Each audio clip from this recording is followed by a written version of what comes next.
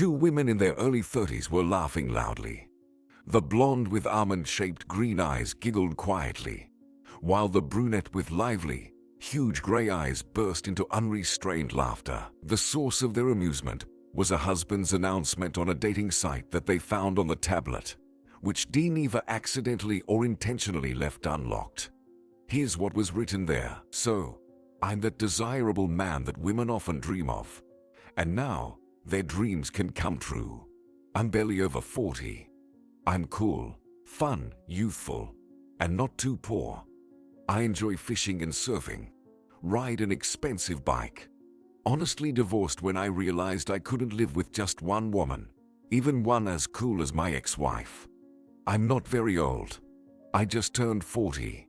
Not mad at women, but I have a vast experience in female betrayal. Please write only if you're ready to meet on my terms. You, a tall blonde, over 5'9", light eyes, clothing size, up to M. Bust, 3ID to 4TH size, hourglass figure.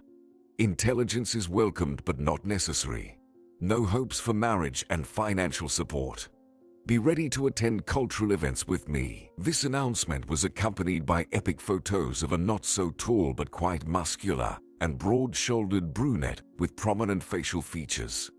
A low forehead and short legs made him look a bit like a Neanderthal. The hunched back and bowed head suggested similar faults. Dean was involved in boxing and wrestling in his youth, so it's not surprising that he truly looked like a man ready for life's punches at any moment. The tall blonde, one of those who laughed heartily at this announcement, was his legal wife, and the second giggler with long curly red hair was her cousin. In fact, Dean was still the legal husband of Vanessa. Moreover, they had a common son. And yet, he had no intention of getting a divorce, although he never ceased to repeat every day that his wife was completely unsuitable for him and that he made a mistake in choosing her. Vanessa tried to convince him to at least live separately, but her husband refused even that. So, they suffered. He had mistresses, and she endured him with difficulty. But Dean wouldn't let her go. "Vanessa, how do you tolerate him? I understand if a man secretly meets with one or two, or discreetly goes with friends for a so-called massage. But your Dean has long crossed all boundaries. How many of these ladies does he have?" 10. Complained the cousin of the tall blonde. "Phoebe, you know, every family has many secrets. I'm okay with my husband's behavior, so why should it bother you?" It was evident that to her, her husband was not at all as indifferent as she wished to show. But the petite brunette seemed oblivious to this protest. Finally, Phoebe reminded her sister that Dean had also been a terrible father last summer. When he took his 12-year-old son to the countryside, the boy went completely crazy, started swearing, became unruly, and even tried alcohol. Dean considered himself a connoisseur of expensive drinks and had a cellar in the house where his late mother lived. But why allow his own son to try something like that? "Vanessa, it's up to you, but if he's seeking revenge for your one attempt to part ways, we need to do something about it. Let's come up with a plan to rein him in. You'll see, it'll end with him leaving you and leaving you with nothing," warned the cousin and loyal friend. "That's the thing. I'm terribly afraid for Caleb, my son. Otherwise, I would have crushed Dean to pieces long ago and left immediately," the blonde thought sadly. Despite her efforts to stay calm, her cheeks flushed with anger. Phoebe genuinely loved her, but she couldn't fathom how she became entangled in a web of love and hatred. She tried everything to break free, but only found herself more entwined. These relationships were a continuous and unrelenting emotional torture for both of them. Each spouse seemed to have made it their goal to break the other. Phoebe doesn't know anything. She never told her that she once loved her husband deeply. She believed she could melt the ice in the heart of the bachelor who got married for the first time at 33. But no matter how hard they tried, nothing worked. She was just a part of the decor. Dean could easily replace the tall blonde with a younger and more interesting model at any moment. That's when she decided to do something drastic. She struck at the most vulnerable point. She gave birth to a son from his sworn enemy Chad. It didn't help her fall out of love with her husband completely, but it made things easier. Vanessa knew how obsessed Dean was with the idea of an heir. Somehow, none of his mistresses could give him that. Only she could. And now, as she saw the indifferent face of the man she once loved passionately, and now painfully and strangely, she took pleasure in realizing that she had played her own game in a crucial way. But this was her secret. Even Chad, the sworn enemy of her husband, doesn't remember anything from what happened in that country house where a dozen families celebrated Christmas. Vanessa, what's going on? Are you going to talk to me? Your face looks strange. Are you okay? Is there something I don't know? Phoebe seemed to have been trying to get her attention for a while, so she decided to give her a light tap on the cheeks. Vanessa woke up from this gentle touch. Phoebe, there's a lot you don't know, but you guessed the most important reason why I don't leave Dean. I worry about my son's safety.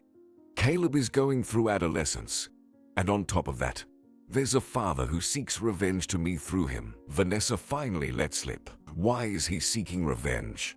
Phoebe asked. Well, you see, I didn't leave him because of infidelity.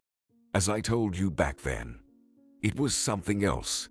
The blonde raised her chin and looked at the ceiling. She always did this, ever since childhood. This gesture always meant one thing. Now Vanessa would finally tell at least a half-truth. From her reserved cousin, you could expect something like this only once in a decade. Vanessa, what caused you to break up last summer? Phoebe saw that her sister was about to shut down again, and then nothing could pull words out of her. So she decided to apply a bit of pressure. Well, there was this thing. In short, Dean found out that my photo exhibition was paid for by Chad, Vanessa reluctantly uttered. By the way, he also paid for the upcoming exhibition. But Dean shouldn't find out about that. I know I can trust you, so I'm telling you. Well, the same Chad who set up your Dean even before you met. The brunette exclaimed, pacing anxiously around the room. Yeah, it turned out that way. It happened accidentally. Vanessa's face involuntarily spread into a rather triumphant smirk. It was clear that if it was accidental, the blonde was quite pleased with it. So Phoebe couldn't help but slyly wink in response. That's what he deserves. It would be the ultimate move if you also cheated on him with Chad. Phoebe wasn't such a bad person after all. But this Dean turned her lively cousin into an unstable mother, also universal scapegoat. So let him deal with his own affairs. Well, Phoebe, do you think I'm capable of such a thing? She almost extinguished the gleam of schadenfreude in her eyes. However, her friends still noticed it, wisely choosing not to comment on it. Vanessa, should I share my plan now? Phoebe understood that it was the right time to unveil the audacious scheme that was supposed to make Dean leave her cousin alone. Okay, go ahead. You already know I'm far from being an angel.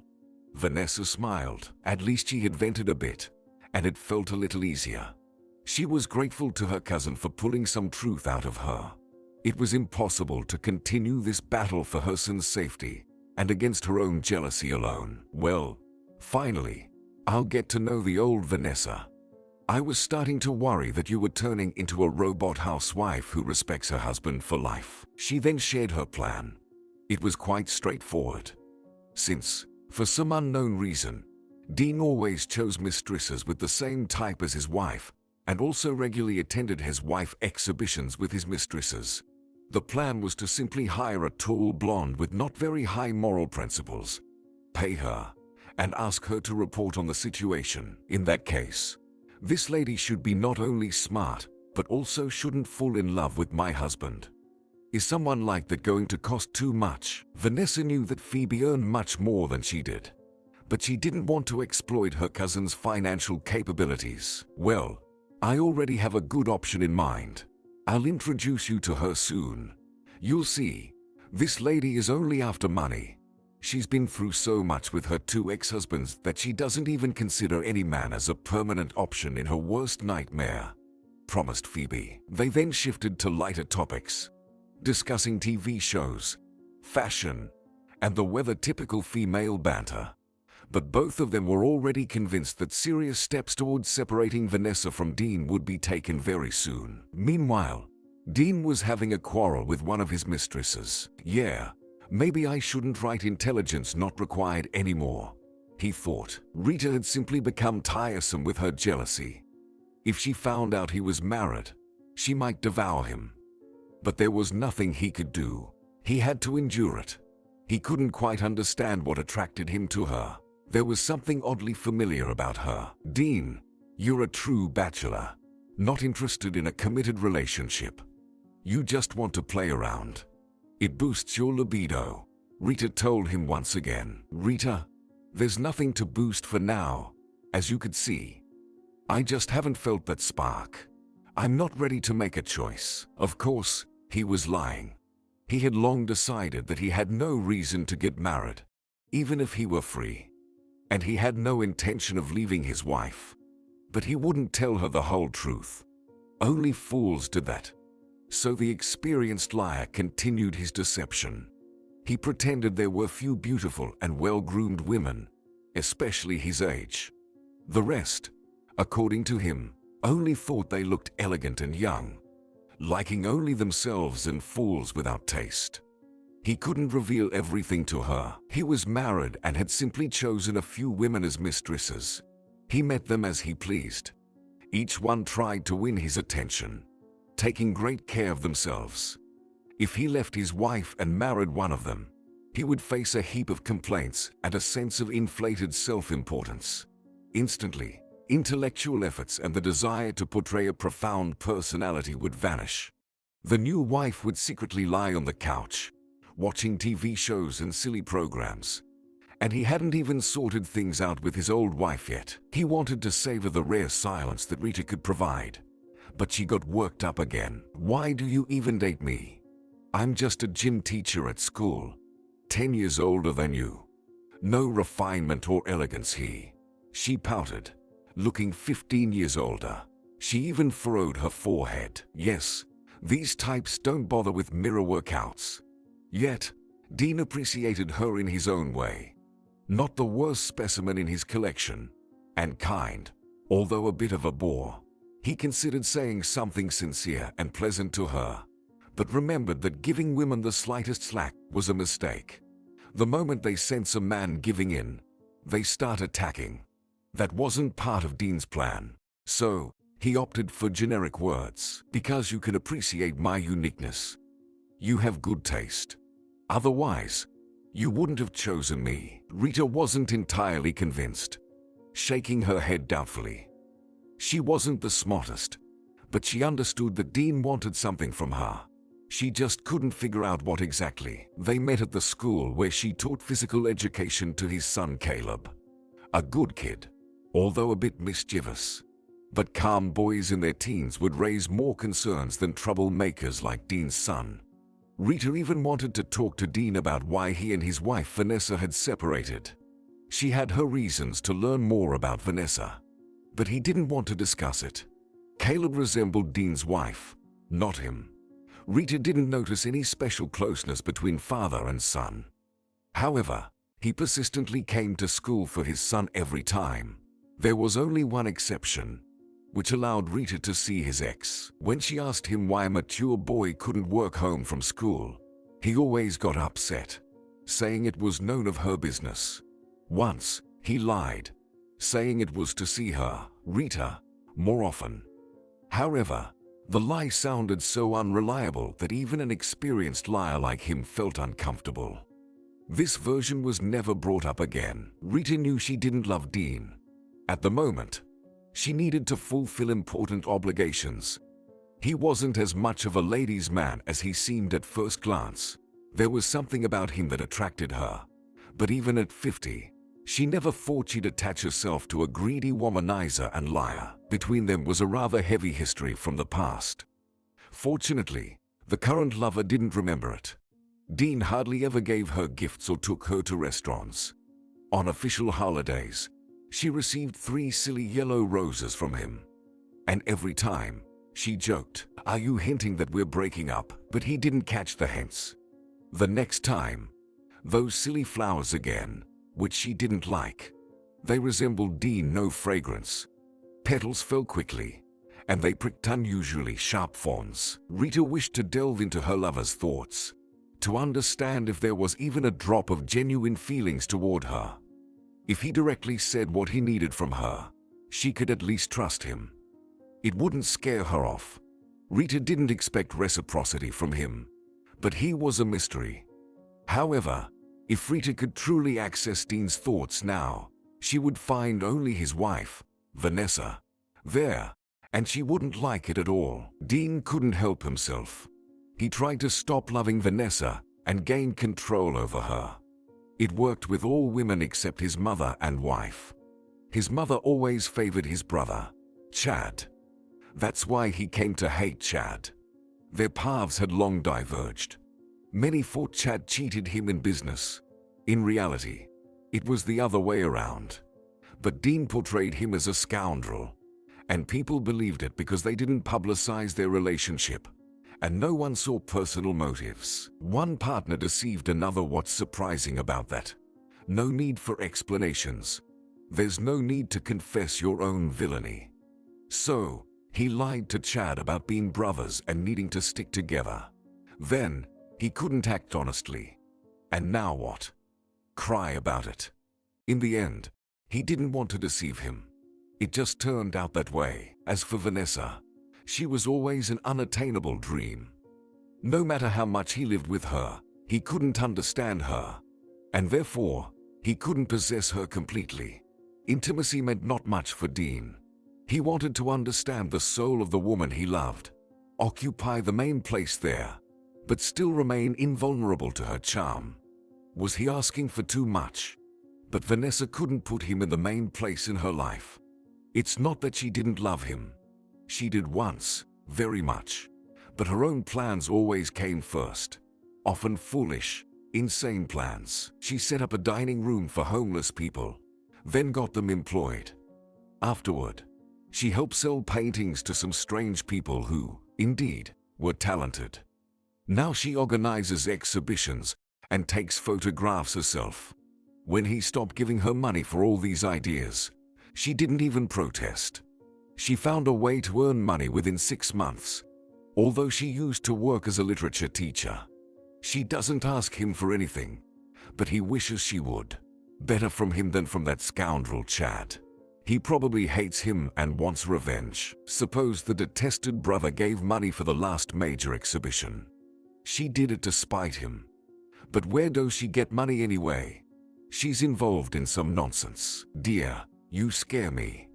I have this feeling that every time you wake up in your own dimension, I see you, but you don't fully belong to me. Once he drank heavily and confessed everything to her. Vanessa laughed but said very seriously, Dean, a person comes into this world alone and leaves alone. I won't let you into my world.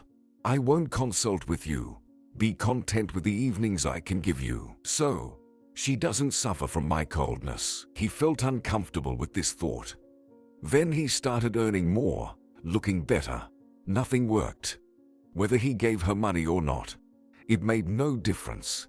Maybe that's when he became stingy. He openly pursued women, tried to provoke jealousy, but she just stopped sleeping with him. She didn't say a word about it. Vanessa always soared to her heights.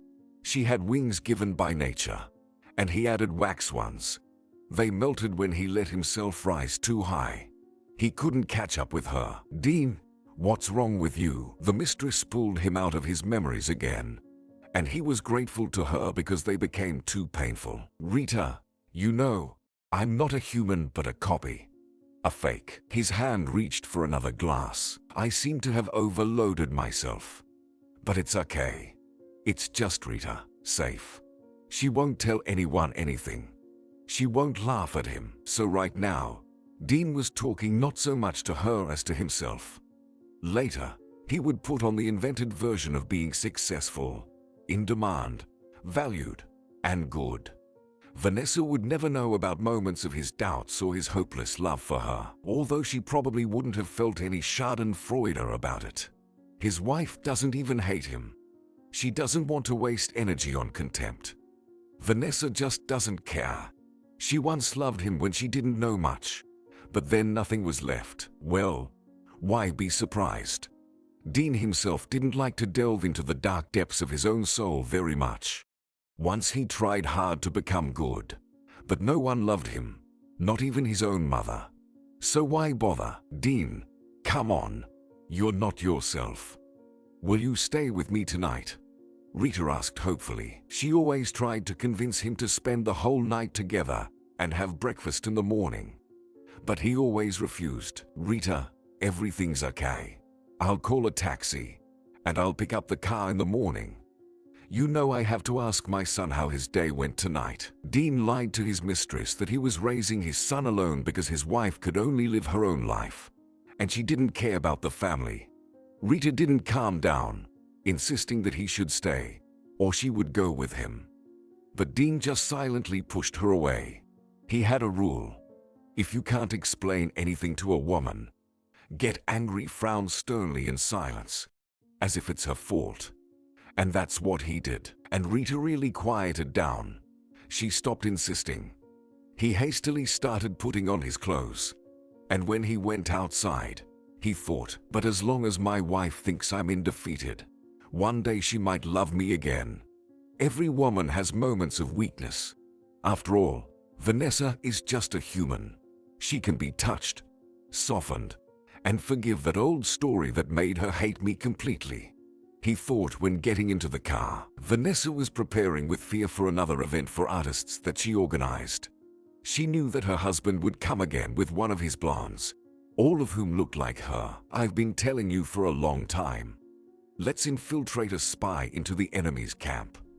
All you have to do is respond to this fool's ad. And I already have a reliable lady in mind. Vanessa's friend said again. Phoebe, maybe he'll come to his senses, and at least he'll stop embarrassing me in public.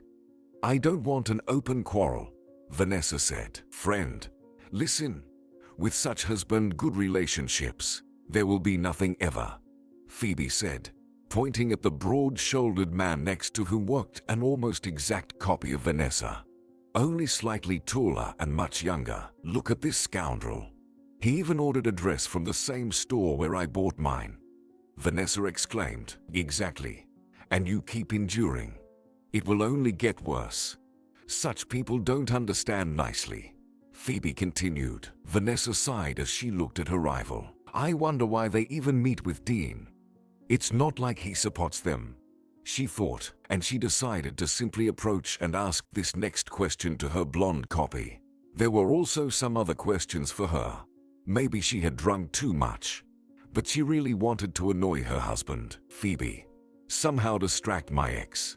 I need to talk to this blonde, Vanessa said. Sure thing. Right away. Her friend's eyes sparkled with excitement. Obviously, something interesting was about to happen. She quickly approached Dean and sweetly said in a voice that even the most experienced listener wouldn't detect a hint of sarcasm. Oh, Dean, your wife prepared a buffet for the chosen ones, only for a few people. You're on the list. How do you feel about that? Phoebe innocently fluttered her eyelashes. Hello, Phoebe. Doesn't look like my wife at all. But why not? Why not? Was their family phrase. Dean's mom used to say it often. True, the continuation usually didn't promise anything good. The last time she said it, she made the final decision to evict him from the family apartment for no apparent reason. As it seemed to him, his mother had been gone for a long time, but now she appeared before him as if alive. She always wore a red dress with a high neck and long sleeves for events. Similar outfits were now on his wife and mistress. On purpose, he made Marta, his companion for today, wear a similar dress. After all, two women in red looked less like a ghost of his mother than one. Is his personal psychologist, Mr. Branson, right? Is he trying to resolve issues not with his wife, but with his mother? He still can't let go of the situation and keeps trying to prove something. And if so, let them all go with their advice. It's easy to say, work through the pain. Idiots don't knows that it could take a whole lifetime. Dean, are you feeling unwell? Asked his wife's friend. Where did you get that idea? He said. Did you just send someone out loud? Or did I imagine it? She looked at him with clear gray eyes. So you couldn't suspect her of provoking him? But Dean lowered his head even further than usual and frowned even more. I don't know. Shall we go to the private reception? Or shall we wait for my betrothed? He emphasized the word betrothed and chuckled hoarsely. It didn't bode well. Vanessa will be here any minute. She needs to powder her nose and all that. You know, women have their secrets, Phoebe said as if nothing was wrong. Seems like too many secrets. Dean didn't even think about hiding that he knew Phoebe was clearly not on his side. Nevertheless, he moved towards a small room with oak doors.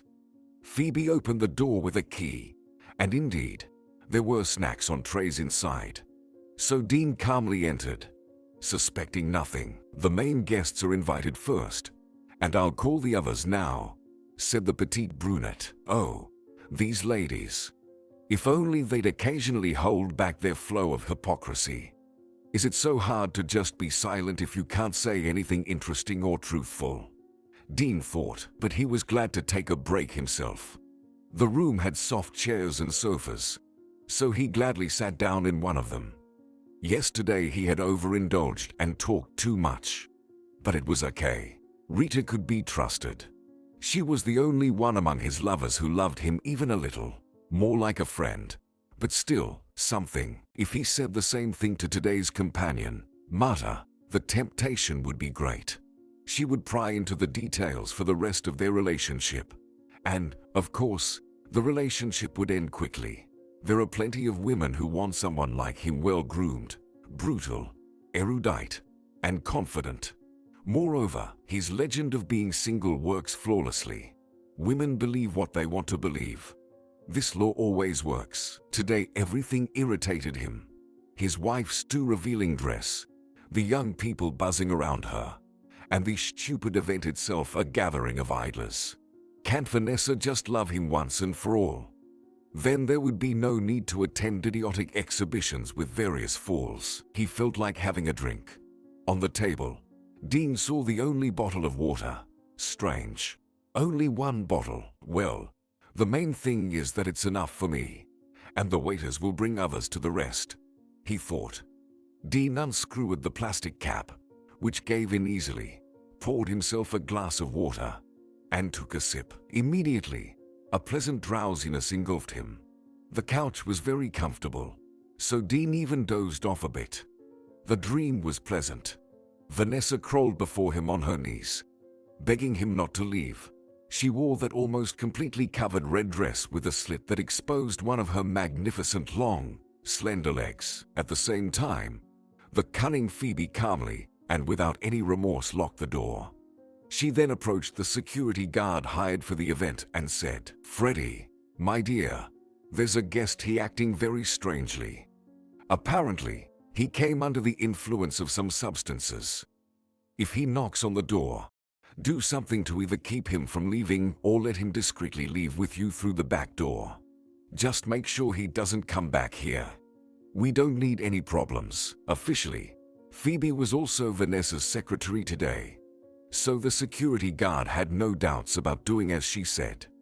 After all, he would earn decent cash in hand for this event duty right after it ended. Of course, it wasn't the pinnacle of his dreams, but security guards find it challenging to find work these days. Handling a slightly unstable guy was no problem at all. "Sure, Phoebe. No problem.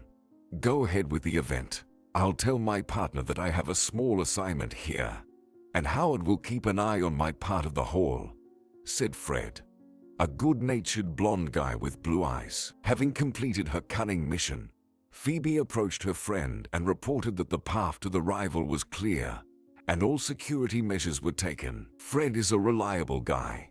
He'll handle it. But I worry Dean might start a fight," Vanessa said. Vanessa rarely saw her husband in anger, and he never hit her specifically. But once, during the Christmas holidays, she witnessed her husband fighting Chad, his longtime enemy who had robbed and stolen his business.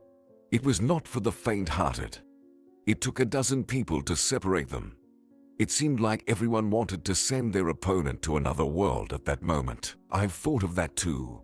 There's a sedative in the only water bottle. So most likely, Dean won't wake up until the end of the event. And if that happens, he won't be in the mood for a fight. He'll probably just want to get home. Phoebe joyfully laughed, delighted that the audacious and faithful husband finally got what he deserved. Phoebe wasn't very lucky in her personal life. Both of her ex-husbands left her. To be fair, there were reasons. In their time, she and Vanessa loved to go to nightclubs without their spouses and get quite drunk. But memories of their own sins vanish without a trace, while others leave sharp notches in the brain. So now Phoebe was 100% sure that all men deserved any manifestations of female cunning. Great. Then I'll talk to this lady. Thank you, Phoebe. You're like a sister to me. At the mention of a sister, Vanessa darkened. Phoebe was the only real family she had. It all turned out stupid back then. And where is her wayward and unlucky older sister now? Well, now is not the time for that. It's time to give Dean a taste of his own medicine. Maybe it will make him think twice before getting involved with her and causing harm to Caleb. Phoebe, can we swap dresses? It looks silly when two tall blondes are dressed too similarly while sorting out relationships. She asked her friend. Yes, but you're much taller than me, and I'll have to shorten your outfit, replied Phoebe. Phoebe was up for any adventure. It truly lightened her soul when she could play a prank on some self-absorbed idiot. A dress was no big deal for her. Don't worry, I have scissors in my purse, Vanessa said. We'll trim it in a way that looks like a designer outfit. All white. Then I'll borrow your red lipstick. I did my makeup for a green dress. The friend agreed easily. Laughing, they went to the restroom. Soon, Phoebe emerged in a knee-length red dress, entirely concealing any hint of a side slit. She styled her hair into a sleek hairdo and applied perfectly red lipstick. She transformed from a mischievous curly girl into a stern and petite lady. When Phoebe saw her friend in the light, an involuntary deep sigh escaped her. The green dress clearly suited her friend better. Vanessa's knee-length dress turned into a mini, perfectly emphasizing her green eyes. Vanessa let her magnificent hair flow freely over her exposed, luxurious shoulders.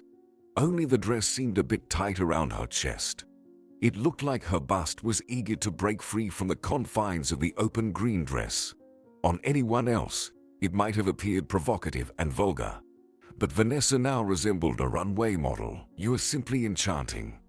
I almost feel sorry that Dean won't see you.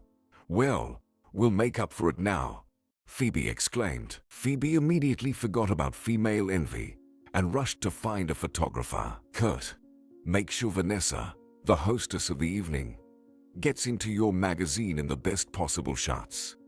If she lands on the cover, I'll match the amount. She handed a couple of substantial bills to the photographer. No problem. If you double the amount, I can even talk to the TV folks. Get Vanessa a small interview, and I'll ensure the camera angles are the most effective. I studied with the cameraman back in school, the photographer said. Then he deliberately admired the beauty of both women. Okay, stop flattering. If you can arrange the television part, you'll get more, Phoebe promised him, handing him another bill. Kurt's face became slightly displeased, but he understood that compliments and admiration wouldn't get him anywhere with Phoebe. So he proceeded to fulfill his promise. Meanwhile, Vanessa approached her rival, whom, as she heard, her husband called Marta. She wandered through the hall, looking for Dean. Not knowing what to do now, she tried calling him, but it was pointless. Phoebe had thought of that too. She put Dean's phone on silent and tucked it under the sofa. No complaints. He was just not in the best shape and kept bumping into things. Are you Marta, I presume? The one who came here with Dean? Vanessa asked. pretending not to know. Yes, and you're the ex of my future, she sneered, envyingly eyeing Vanessa's long legs and slender figure. Then she added, "You've preserved well for your age, thank you. I don't know how I would live without your valuable opinion. But let's get to the main point. Do you want to snatch my husband permanently? If yes, let's talk where there's not too much press." Vanessa pointed towards the distant negotiation room. "Meaning your husband. I'm aware you've been divorced for a long time. If it weren't for Dean, your teenage son would have ended up in an orphanage. All you care about is men and parties, you old hag," Marta said. "So, are we going to talk or not?" Vanessa asked with satisfaction, noticing that her rival unwisely chose high heels. Yes, Marta was younger by 10 years and dressed in red, but all male eyes were on Vanessa. Who would doubt it? When they found themselves alone in the meeting room, Marta seemed like she was summoned to the principal's office. "So, dear, do you need Dean? Do you love him?" Vanessa asked directly. If she was lucky, she wouldn't have to follow Phoebe's advice, hiring someone, spending time and money. It would be easier to recruit one of the blondes who already had access to him. "And are you really still married?" Marta tried to portray herself as a bold mistress, but still looked rather pathetic. "Yes, but it's a formality. Since our son was born, we rarely have any intimate relations. Well, except occasionally and accidentally. After all, we still live in the same apartment. Anything can happen." Vanessa assumed the role of the scornful wife, well aware of her rights. She could let go of her unnecessary husband only on her terms and whenever she pleased. "If Marta knew how much I dream of finally foisting this Dean onto someone with a bonus. Life goes on. Youth is not eternal," Vanessa thought. Marta sank even further into her chair. "How will you prove it?" she asked grimly. Vanessa handed her recent selfies with Dean, clearly portraying them as an almost perfect family with Caleb. "If that's not enough, just drop by." "Need the address?" Vanessa asked. "No need. I know. I've followed him a couple of times. Saw you too. But I thought it was some regular meeting with an ex," Marta said. Marta understood that arguing with this lady was not a good idea. "So, do you need him? Do you love him? Because I know my man. He won't be supporting anyone. And he's, how should I put it delicately, quite polygamous," Marta added. Vanessa needed an ally who knew what she was getting into and wouldn't back out later. She had no intention of wasting time on others. "As for mistresses, besides me, I know about them." He didn't hide it, but I thought everything would change when we got married.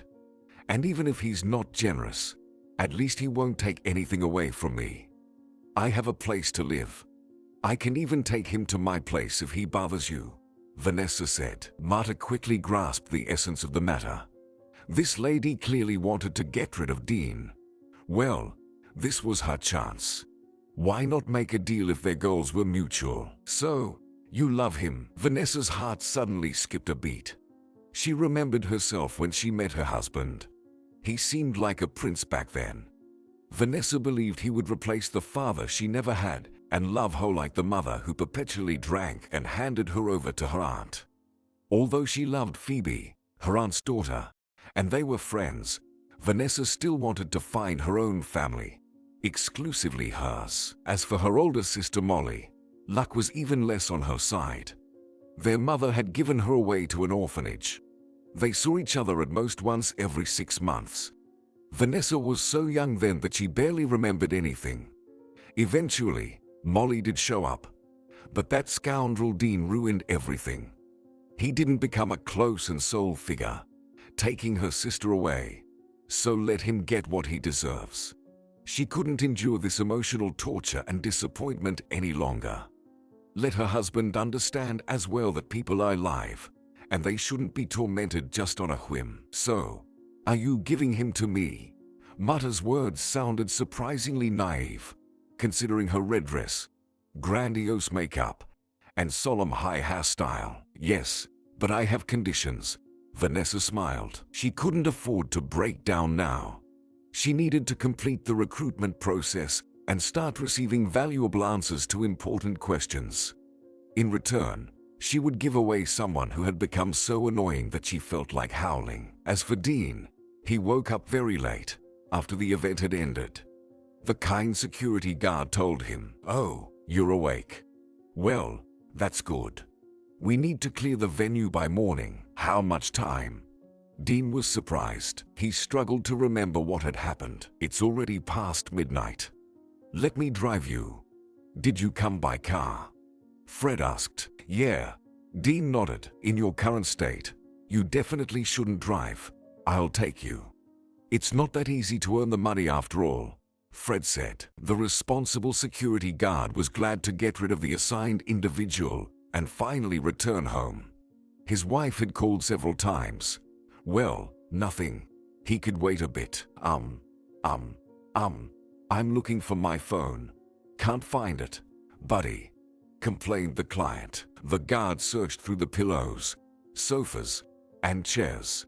Then he moved the furniture and found the mobile phone very quickly. "Looks like it fell," Fred politely said. Both men were getting ready to leave when Dean found his car. He initially wanted to drive alone, but the guard insisted again that it's not worth getting behind the wheel in such a state. "In what state?" "I only had a glass at the presentation," he stubbornly said. "Anything can happen, and one glass can do the trick, especially if there was something else before." The guard slyly winked at him. "Okay, then let's go to this address." Dean provided the address of his mistress, but not Rita. He has no intention of calming down that nag. He had already seen a bunch of messages and missed calls on his phone. The content varied from "I hate you" to "I'll take you anytime." The most banal and predictable lady. What else can be added? It's not even interesting to argue with her. She'll calm down on her own. He's not going to explain anything to her. With Marta, everything was clear. She fell in love. She sees him as the father of her children, and all that. Well, let her fight. Who is stopping him from playing the imaginary prince? Women invent the hero image themselves and then get upset. No, he's not going to play these games and justify himself to her. Who is she anyway? Just another blonde. Plenty of them. "Are you sure you need to go to this address?" the guard suddenly asked. "Well, of course. What? Do I look like someone who doesn't know where to go?" He frowned. "Phoebe, well, your wife's friend, gave a different address. It seems like your wife wanted you to go home." Fred himself understood that his advice was inappropriate. In front of him was an adult man, albeit a bit slow. Let him decide where to go. But he didn't want to argue with the employer either. "Phoebe, so they set something up with my wife. Lured me into an empty room. And after drinking water, I blacked out." He suddenly began to remember. "I apologize, but that's not my concern. So I won't comment on it. I've been instructed to take you to a safe place. So just tell me where to go." After all, the guard tried to maintain a calm and steady tone. He didn't need problems. Fred just wanted to finish his assignment calmly and bring money to his family. "All right. Let's go to my wife, or else you might report on me to that crazy Vanessa," Dean said. "As you say." Fred was glad that there wouldn't be any problems, and he calmly drove Dean home. "I'll let them deal with their own problems. I'm not doing anything wrong. I earn money honestly. So, that's it for today," he thought. Fred noticed that Dean turned the corner and didn't enter the entrance. After a while, a taxi pulled up to him. Just in case, Fred decided to follow him. Fortunately, the address was nearby. A woman in her 50s, wearing a tracksuit, greeted Dean at that address. Everything seemed fine with him. Fred didn't need to know more. He didn't write a report to Phoebe about it. After all, she didn't ask him to. Besides, there's an unspoken male solidarity. He wasn't a snitch. Who knows what happens in relationships between people? It's none of his business. Dean didn't go home that weekend. He stayed over at Rita's place. She was thrilled about it. The first sleepover. She clearly already had dreams of a wedding dress. Dean even felt a little sorry for her. Among all his mistresses, he treated Rita the best. His feelings for her most closely resembled what he felt for his wife. And that surprised him because Rita had nothing in common with his wife photographer. Neither in appearance nor in speech, nor in views on life. For example, Marta, the youngest of his blondes, looks much more like his wife in her youth. But he doesn't feel anything for her. What to think about this? Better to ask a psychologist. After all, he pays him money for something. What else to expect? He scheduled an appointment on the same day.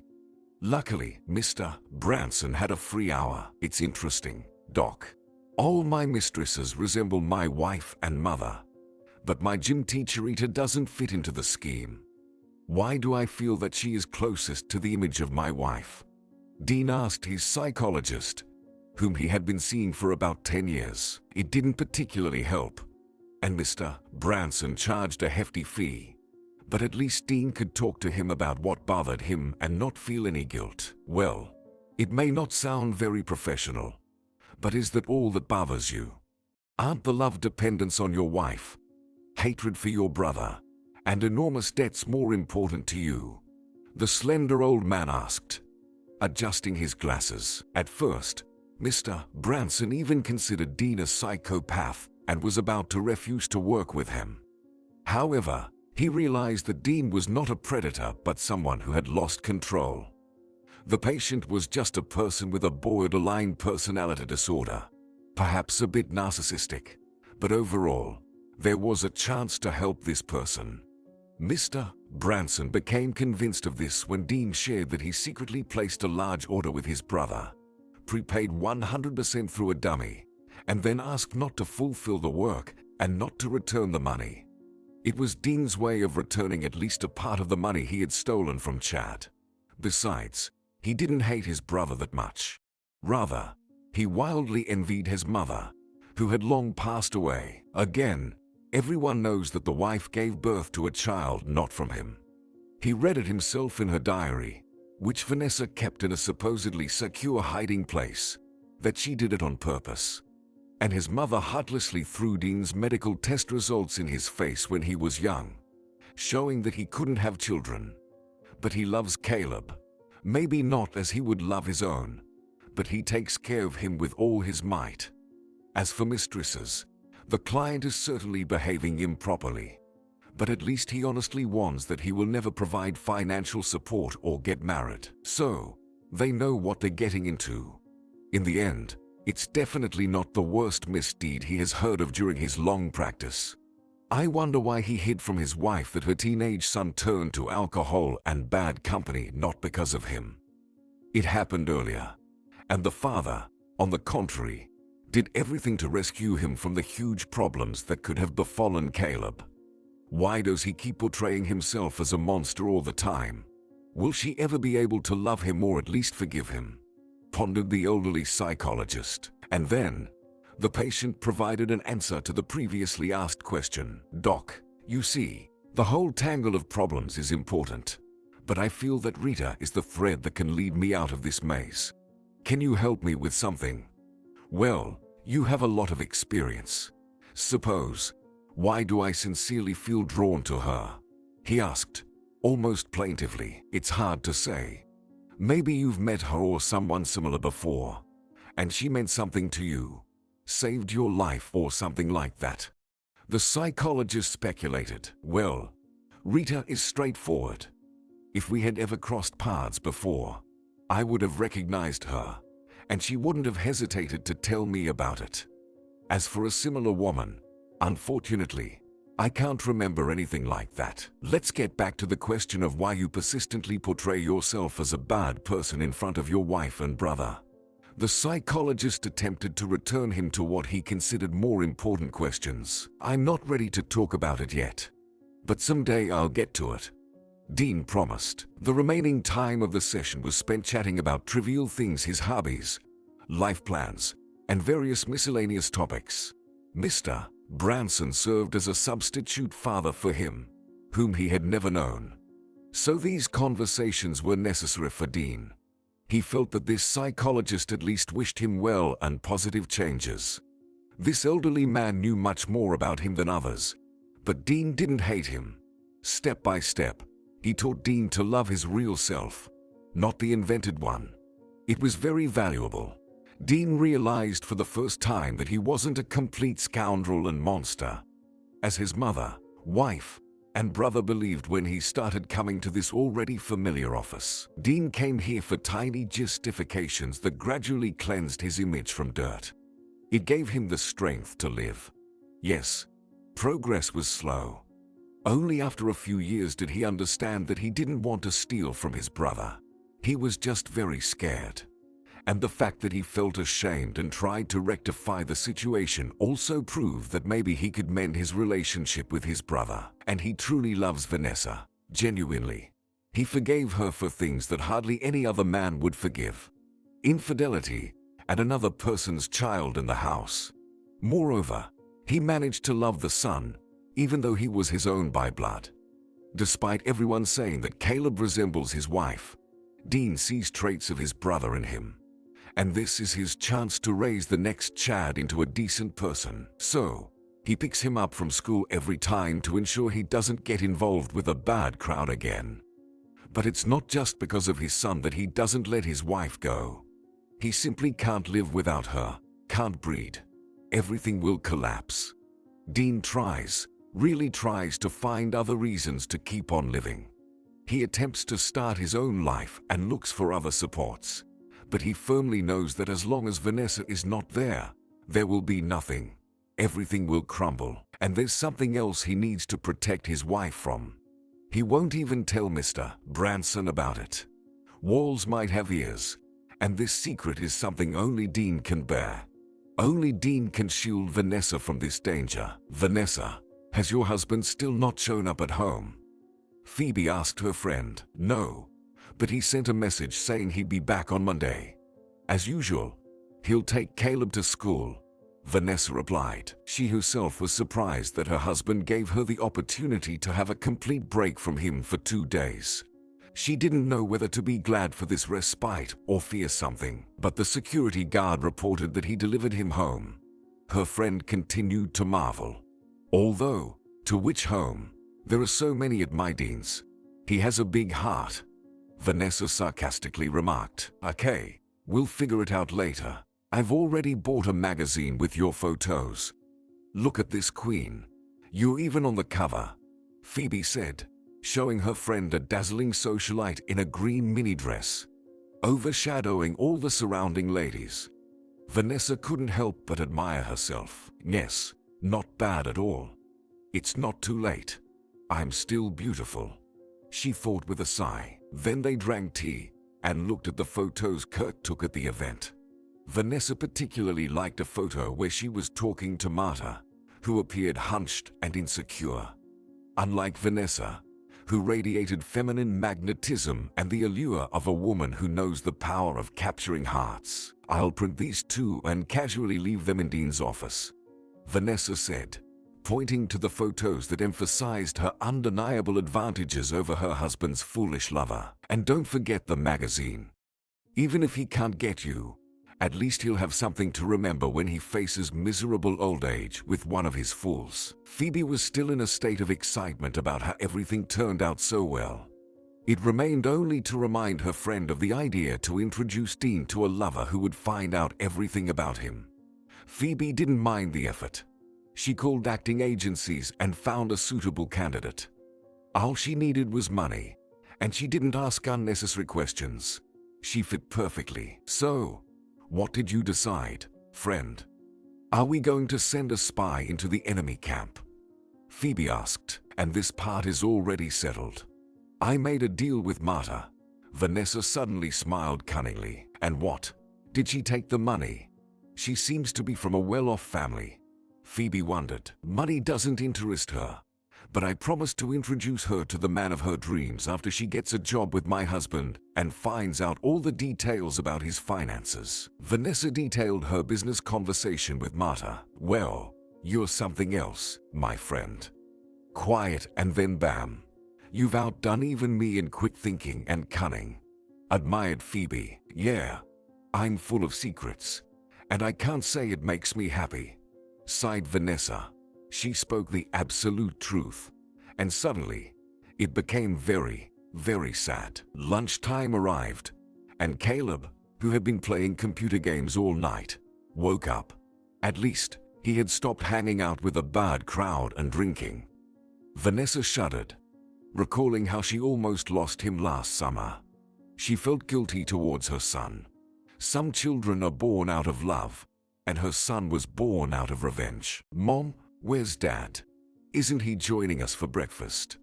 asked her son. "Well, it's actually lunchtime. I would even say it's late. Have you looked at the clock?" She gently reproached him. She lacked the strength to be truly strict with her teenage son. It must be admitted that, in all cases except for the past years when she wanted to leave her husband, Dean had a positive influence on Caleb. "It's also complicated. But why did I ruin my life? I should have just left Dean back then," she thought, and remembered the unfortunate incident that led her to the final decision to seek revenge. "Did you two have a fight with Dad? Aunt Phoebe, did they fight?" Her son persisted. "No, sweetheart. Sometimes adults need a break from each other. Look at how cool your mom looks in the photos." Phoebe handed Caleb a magazine with Vanessa on the cover. "Wow, cool." The plan worked, and the teenager switched his attention. Later, he reluctantly sent his father a couple of messages, then calmed down, ate lazily, and went to play on the computer. "If Mata's plan doesn't work, I'll have to repair the relationship with Caleb's father. I'll tell him I'm madly in love. Men love that. I understand that he won't leave his beloved wife for me, but at least he might agree to help me break free from Dean." Suddenly, Vanessa felt the hatred for her husband resurface. When she saw her son, she remembered that last summer his father almost ruined him, all because of her silly revenge. It was time to end these meaningless relationships. She was still young and beautiful, and there was still time to achieve something. Besides, her son needed to be safe. Of course, it would be difficult for him to part with the father he considered his own. But she would think of something. "Vanessa, did you thank Shad for sponsoring the exhibition? A lot of money was invested, and there's absolutely no profit. He didn't even bother with advertising. I asked him. I think he did it just for you," slyly winked her friend. Phoebe saw a romantic undertone in everything and, at the same time, considered men to be the cause of all troubles. A strange combination. "Today, I'll go to him. He works on Sundays, just like every day. I've already arranged it," Vanessa said.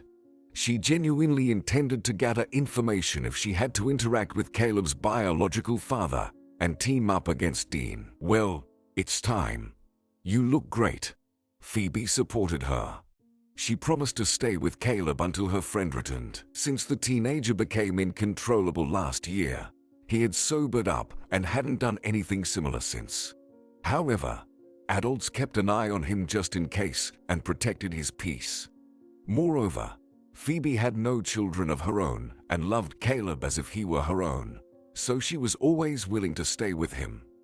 After all, Vanessa and Phoebe had grown up together since childhood. "Chad, I've been wanting to ask you for a long time. Why are you giving me money for a large photo exhibition for the second time, and it brings no profit?" Vanessa was keenly observing the man whom her husband considered his enemy. Does he really remember anything about that night? But even if he does, he has a beloved wife. Besides, Caleb, his blood son, doesn't resemble him. And Dean, despite all his efforts, can't tell him anything. He doesn't even know, she thought. Chad appeared out of nowhere. She hadn't seen him since that very night that eventually gave her a son. Initially, Vanessa thought it was about some financial disputes with her husband, which might still be ongoing without her knowledge. But Chad didn't say a word about it. "Oh, Vanessa, this story has deep roots. To some extent, it's my act of reconciliation with an old partner. I can't find the strength to talk to Dean directly. So, I decided to do something good for his beloved woman, said the phlegmatic, slightly overweight blonde. His eyes barely blinked, and his good-natured tone didn't match the tense posture and wary expression on his face. Well, you're exaggerating about the beloved woman part. I'm just a boring wife. My husband has had women who excite him much more for a long time, Vanessa candidly revealed. She had to find out what had happened between her husband and his partner, and why they hated each other so much. She came to him, supposedly casually, to give her poster as a gift and express gratitude. In reality, she needed to understand if she could turn to this person in case of need and use him in the fight against her husband. Besides, she was simply curious to learn more about the father of her child. Caleb was growing up, and, whether she liked it or not, half of his genes came from this Chad. So, it was worth learning more about him. Dean and I had a period when we trusted each other. Chad suddenly stuttered, coughed, and then added after a minute's pause, or rather, there was a time when I trusted him, and it seemed to me that he also felt positively. So, your husband confessed to me once that you are the main woman in his life, but remain inaccessible to him. And he suffers a lot because of it. Suffering. Don't make me laugh, Chad. I appreciate your attempt to boost my fragile ego, and I even concede that Dean might have said something like that to you. But believe me, I'm just a familiar part of his interior decor, Vanessa said. She felt awkward as tears of anger welled up in her eyes. For years, she had been trying to become indifferent to her husband, but she still couldn't help herself. Was there really no off button anywhere? She already had every reason to hate Dean. Believe me, sentimentality is not my thing. Besides, I know your husband quite well. We've known each other since childhood. So, I can assure you that I can distinguish his genuine emotions amid all the garbage in his head, Chad said seriously. So, you were friends, studied together, lived nearby. Vanessa's husband never told her anything about his family. She didn't know where he grew up or who his parents were. So, all this was extremely interesting to her. Although she convinced herself that she just wanted to study better the man who had become her enemy and was interfering with her life. But even she understood that she still wanted to get to know this person better, simply because feelings remained. Oh, it's a long and dull story. You shouldn't waste your time listening to it. A fascinating woman like you surely has other things to do, he said, signaling that it was time for her to leave. There was some hidden hardness in this man, and perhaps even cruelty. Vanessa couldn't explain it to herself, but somehow she understood that playing games with this person was not a good idea. Well, it's a good thing I didn't tell him anything about Caleb, she thought with satisfaction as she began to put on her coat. What did Dean tell you about the reason for our breakup? Chad suddenly asked. That you deceived him, Vanessa answered, surprising herself. If she had had time to think, she would never have answered like that. So, I left him with nothing, sighed Dean's former partner. But in that sigh, Vanessa heard not only disappointment but also profound satisfaction. As if he hadn't even been upset, but just finally convinced himself of what he had suspected. Yeah, I apologize. I've said too much. It's none of my business. Vanessa began to justify herself, although such a habit was not typical for her. But suddenly, she really felt the breath of danger. Oh, dear, you are not involved in this. These are our affairs with your husband. You won't believe it, but I actually treated him fairly back then. But well, that's between us now. Feel free to reach out anytime. Dear, you caught my eye 13 years ago, and I've never forgotten you, he said. Her recent words left Vanessa stunned. So, he does remember that I seduced him. But he was dead drunk, like everyone back then. This can't be true. Vanessa once again studied Chad's unremarkable features, but they revealed nothing special. She hesitated to inquire about what he meant by liked me 13 years ago. Was he suspicious and trying to find out, or was it just a random remark? Memories of those Christmas holidays flashed before her eyes. At that time, she only knew Chad as Dean's enemy. She despised her husband then, as he had been trying to break her heart since they got married. If not for his betrayal, Vanessa would have let him go amicably. But then, something happened that she couldn't forgive. Dean seduced her own sister, with whom they had just reconciled. Molly had left home long ago at the age of 18 years Vanessa's senior. Vanessa was overjoyed that her sister was alive and well. Despite Dean describing Molly as ugly and fat, it didn't stop him from making them hate each other. If Molly appeared now, Vanessa would embrace her. Yet, Dean, the scoundrel, wasn't worth a single tear from either of them. But Molly never reappeared. She simply vanished. Even the detective couldn't find any information about her. This was the last straw for Vanessa's patience. Pretending to be heavily drunk, she entered Chad's bedroom. Vanessa was well aware that an enemy of her husband, even one who deeply loved his wife, might refuse her. So she said something like, "Oh, it's so noisy everywhere. And it's so nice and quiet here. Can I sleep here?" "Why not, madam?" Chad gallantly invited the naked lady under the covers. The rest was straightforward. She poured another glass, sipped for appearances, and said, "Dean doesn't understand or appreciate me." Then Chad forcefully pulled her close and said seriously, "He doesn't me too." From then on, all they had left was to seek revenge. Revenge. And more revenge. When Chad fell asleep, Vanessa quietly slipped out of his bed and returned to her room. Throughout the next day, she listened to Dean's complaints about why his business partners invited his enemy. They knew he couldn't stand him. Vanessa nodded and expressed outrage for show. The next day, Chad's wife arrived, delayed by her sick mother. They never spoke privately again. So even if he remembered something, he couldn't be sure that she remembered anything too. Moreover, he couldn't know that the night had brought a consequence that had now grown into a teenage boy. On Christmas night, "I was so drunk, but I don't remember anything at all," she repeated throughout the remaining holidays.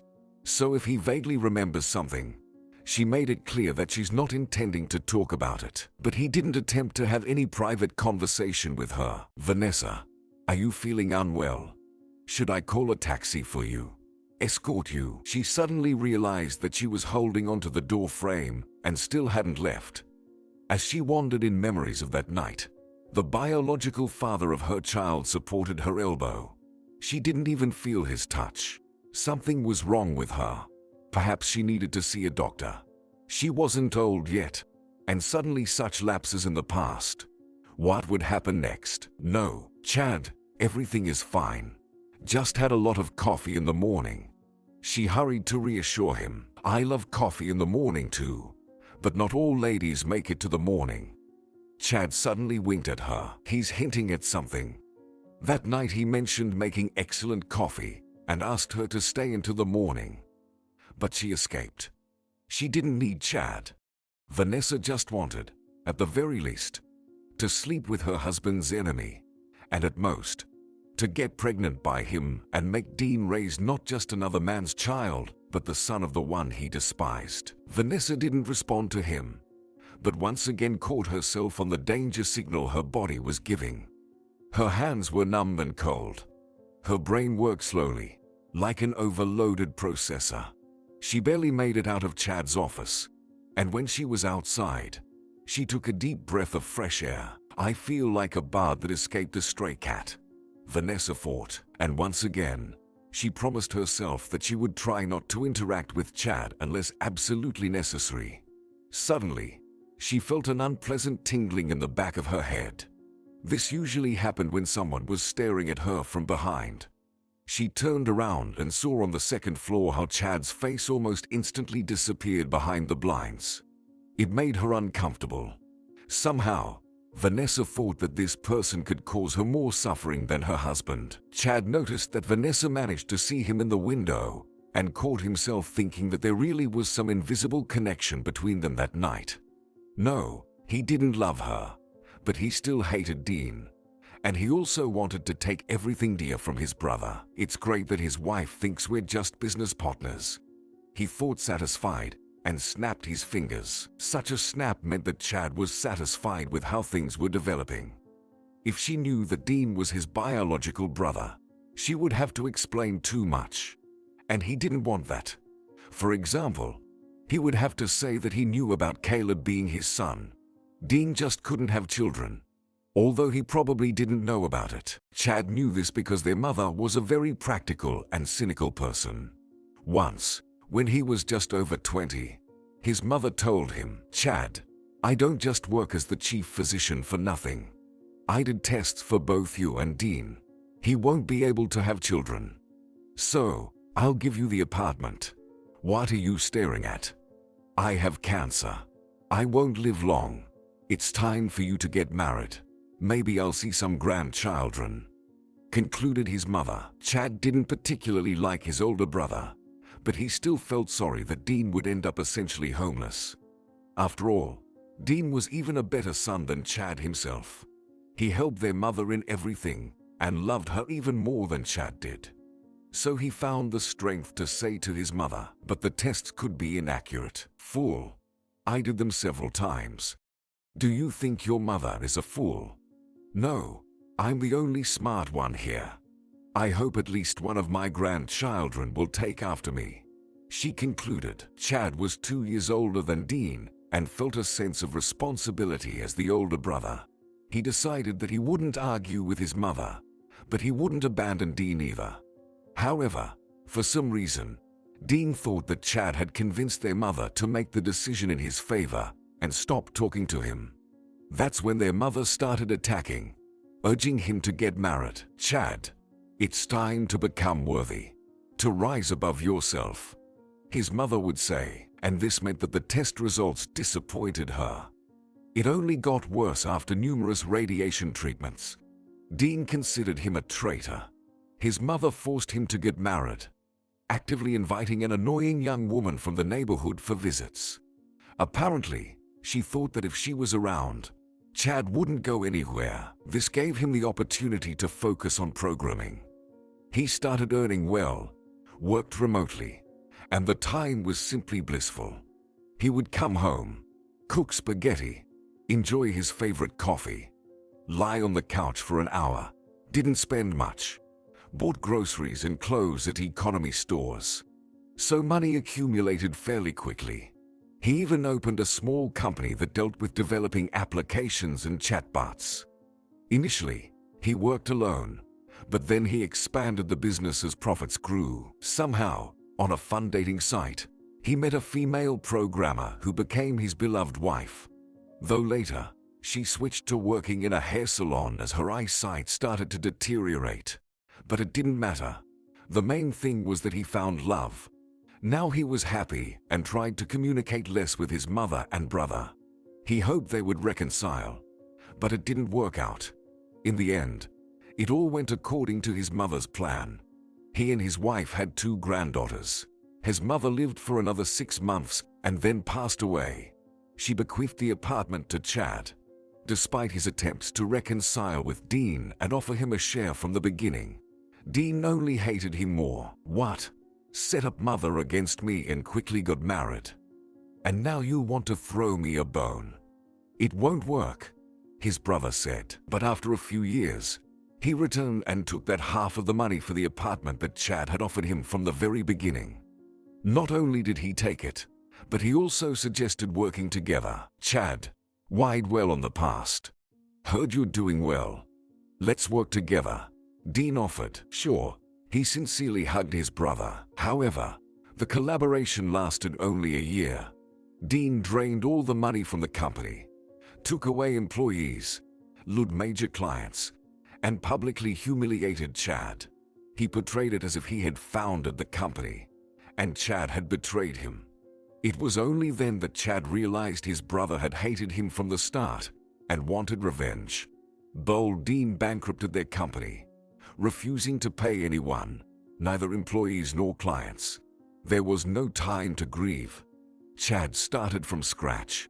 already in a related field. Only his love for his wife and daughters helped him quickly get back on his feet. He became even wealthier. Money flowed to him effortlessly. Although he didn't actively seek wealth, it literally chased after him. It turned out well that Dean's wife came to him on her own. It was also good that at least Chad's money went towards supporting his own child.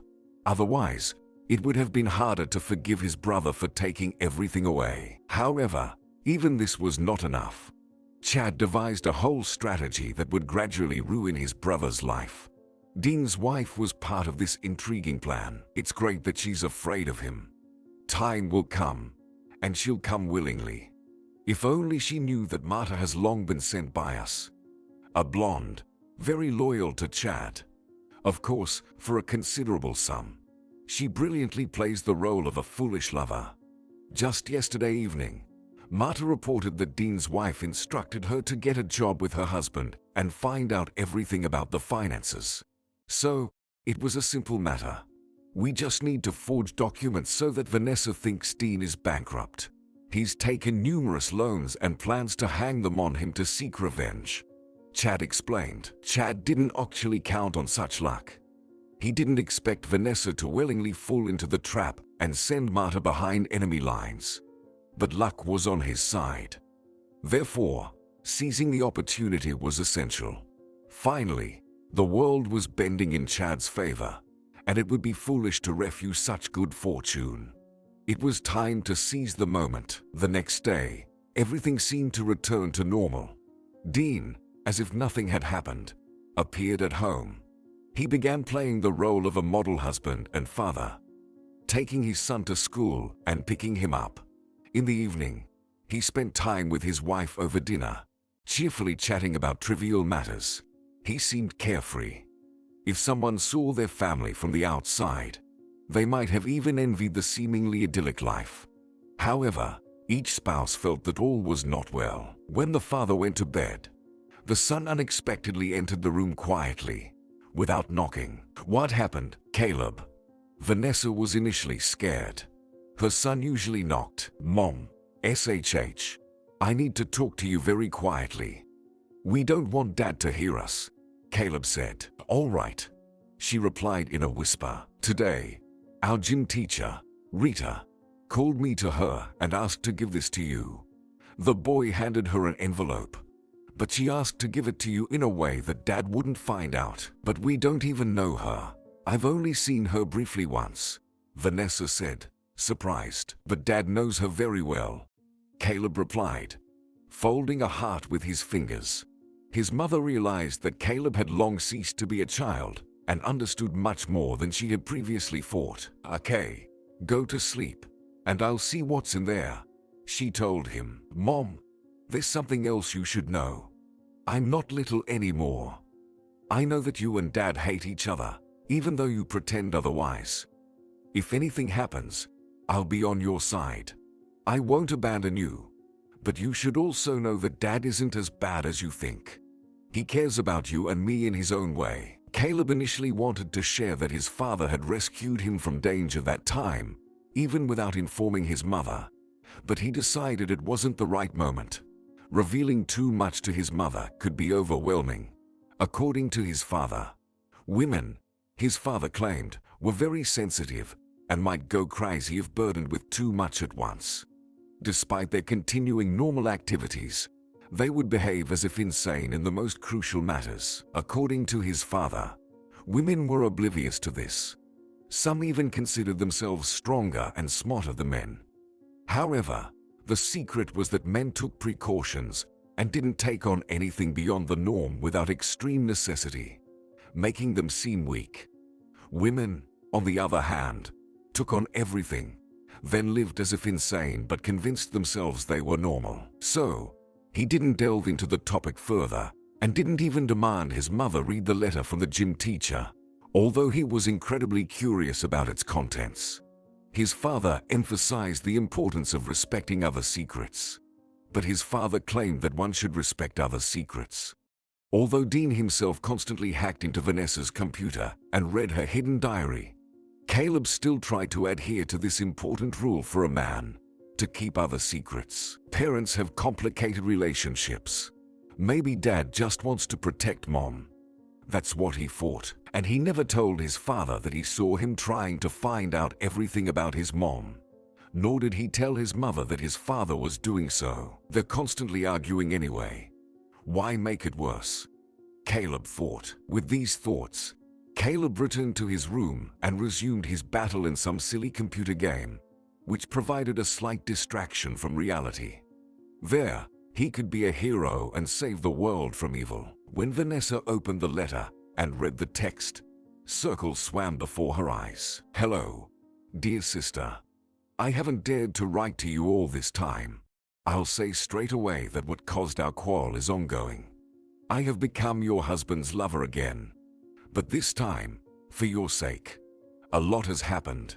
I changed my name. Now I am not Marta, but Rita. I lost weight and had a facelift. Completely changed my image. I wear contact lenses now. I take care of myself. I graduated from a physical education college. I've recovered from the destructive addiction. My nephew is growing into a good person. I have a lot to tell you. But the main thing is this. I love you and ask not to trust Marta. I am sure that Chad hired her. Let's meet tomorrow at your photo studio at 11 a.m. Forgive me, I've been watching you, and I know that you're almost always there at that time. Just listen to your heart and try to believe me. Just in case, here's another phone that no one knows about. Your dear sister. Vanessa covered her face with her hands and burst into tears. Gradually, crying turned into sobbing. So she had to bury her face in the pillow so that neither her husband nor her son could hear. In front of her eyes appeared her dear sister as she last saw her. Plump, sloppy, awkward, with thick-lensed glasses, but so familiar. Her sister had a hard time. She was more than 10 years older than her. So all the quirks of their overly dependent mother and childhood in an orphanage fell on the older sister. Then, before the fateful holidays when she conceived Caleb from her husband's enemy, she avenged him for having cynically slept with her sister. Then she suddenly realized that he didn't love her, didn't respect her as a person, and that would never change. If not for that incident, she could have just left and started a new life. But the betrayal of two close people changed everything. She stayed with her husband and decided to avenge him. She started affairs with increasingly younger admirers. Haha, even her cousin Phoebe thinks she's just a high-level doormat. But Dean knows very well that she has long outdone him in the number of second halves. Vanessa was determined, and if she decided to ruin her husband's life, she hit him where it hurt the most. Male ego was still a thing. So let him have it. Vanessa knew he regularly hacked into her computer and phone, so she constantly fed him materials. Let him enjoy. Actually, her libido died right after childbirth. She gave birth to Caleb, and it seemed like she fulfilled her purpose once and for all. The last time she felt passion was with her husband's enemy. But, of course, it wasn't Chad's lovemaking skills that stirred Vanessa. It was the thrill of revenge and her own audacity. After that, she never felt the same way again. Not that the desire disappeared completely, but it became so background that even her love for sweets could be considered a much stronger passion. So, calling Vanessa a debauched woman was out of the question. Everything for revenge, everything for her husband. And only now, suddenly, after her sister showed up, Vanessa felt for the first time that everything she had done was foolishness, madness, obsession. How tired she was of all this. This is not her life at all. She didn't need it. She made an idol out of Dean and then decided to tear her husband from her heart. And instead of a mountain, she found herself in the Marianas Trench. But he still occupied the main place in her life. Nothing worked out. Nothing in life worked out. All deception. All a sham. She scratched her face with her nails. She howled almost soundlessly, like a fatally wounded beast in a trap. Her husband sensed something. He knocked on the door. Vanessa, are you okay? Yes. just decided to celebrate the success of the exhibition a little more and got carried away. She heard her icy and calm voice. "If anything, I'm here." Dean hadn't spoken to her with such a loving voice for a long time. She took off her robe, crumpled it into a ball, buried her face in it. He will never know how much suffering he caused her.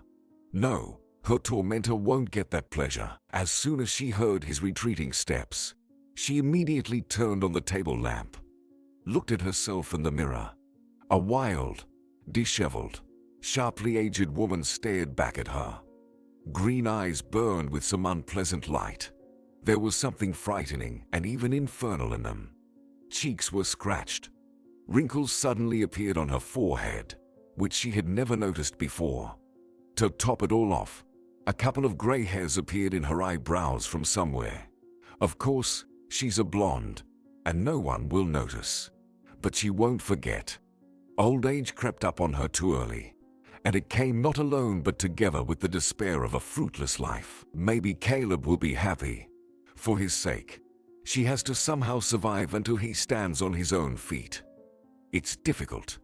Every year seems endlessly difficult and agonizing. But that's for now. And when she finally gets rid of this monster, everything will be better, calmer, probably. There was no one to consult with. But there was no doubt that the note was from her own sister. She attached a sheet on which she wrote about incidents that only the two of them could know. It was almost morning, but she dialed the number specified in the note. The receiver was picked up, but silence lingered on the other end. Vanessa couldn't muster the courage to speak either. She wouldn't mistake her sister's voice for anything. "Vanessa, is that you? Forgive me, sister. I love you so much. I'll be there tomorrow at 11. Was all Vanessa could say. Before this note, she thought she loved her sister, wanted to find her. But when she found out that she was seeing her husband, confidence in that melted away. Is she with Dean for her sake? And who does her sister want to deceive? It sounds very funny. Sometimes she thought that you could only extract her husband from her chest along with her heart. In childhood, she loved reading not-so-feminine novels and remembered such a comparison. If a brave knight was stabbed in the chest with a sword, and if the sharp weapon penetrated deep, it couldn't be pulled out because life left the fighter along with it. Dean was that sharp sword, and she herself let him into her heart. She was foolish, what can you say? And she had everything to live a happy feminine life. Looks, brains, talent. She missed everything. Now, instead of a beautiful girl, she remained an old witch, whose blood only ignites from revenge on a man who never even loved her. Yes, it couldn't get any worse. Vanessa couldn't sleep until morning, lying with her eyes open. And only closer to 6 in the morning, she remembered that she needed to at least apply a mask so as not to look completely terrible. Today, I'll break up with everyone. I won't sleep with men for the sake of revenge on my husband. Enough for me. At least this piece of someone else's life, I'll take off myself. I don't want to be fatal. She decided for herself. Then she thought about Marta, her husband's mistress. Why does her sister say that she works for Chad? It seemed that this young woman looked very touchingly in love. Well, there were only a few hours left, and her sister would tell her everything. There was only time to sleep for a few hours. So Vanessa decided that there would be enough suffering for today. She set the alarm and disconnected. Just plunged into emptiness. Dawn broke. Dean couldn't sleep. He was worried that his wife's unhealthy addiction to alcohol had resurfaced. They had been through this period before. So when the movement in her room subsided, he took the key to her room, which he had secretly made a long time ago, and entered. No, she wasn't drinking. The bar was closed. He sniffed the glass just in case. Everything was fine. There was only water. He studied his wife's face. It was scratched. Tears in her eyes. Probably dumped another lover. He thought. His wife often wrote about such things in her diary. But there was never a word about him. It's disappointing. There's a place in a wife's heart for everyone but him. Suddenly, he noticed shreds of a letter. It was already light enough to put them together and read. He frowned. His wife groaned and turned to the other side. He quickly folded the letter back, but copied the phone number before. So, this is the mystery of my lover who is unlike all the others. The blood relation of my beloved wife. Memories of the past. The reply came quickly. Doc, very quickly. He sighed sadly. Then he took his wife's phone and installed a listening program. Dean rarely resorted to such measures before. Vanessa was far from stupid and could notice. But it was still necessary to learn more about his wife's life than she wanted to tell him. After all, he loves her in any case. And if she has completely spoiled herself, there is a large share of his guilt in that. Vanessa used to be different. She used to beg him not to go anywhere without her in the evenings. But he believed that the less he loves a woman, the more she will be attached to him. A mistake. The woman grew to hate him. And what to do with all this now? He's just a human, not some kind of angel. His patience is not limitless. Pull yourself together, fool.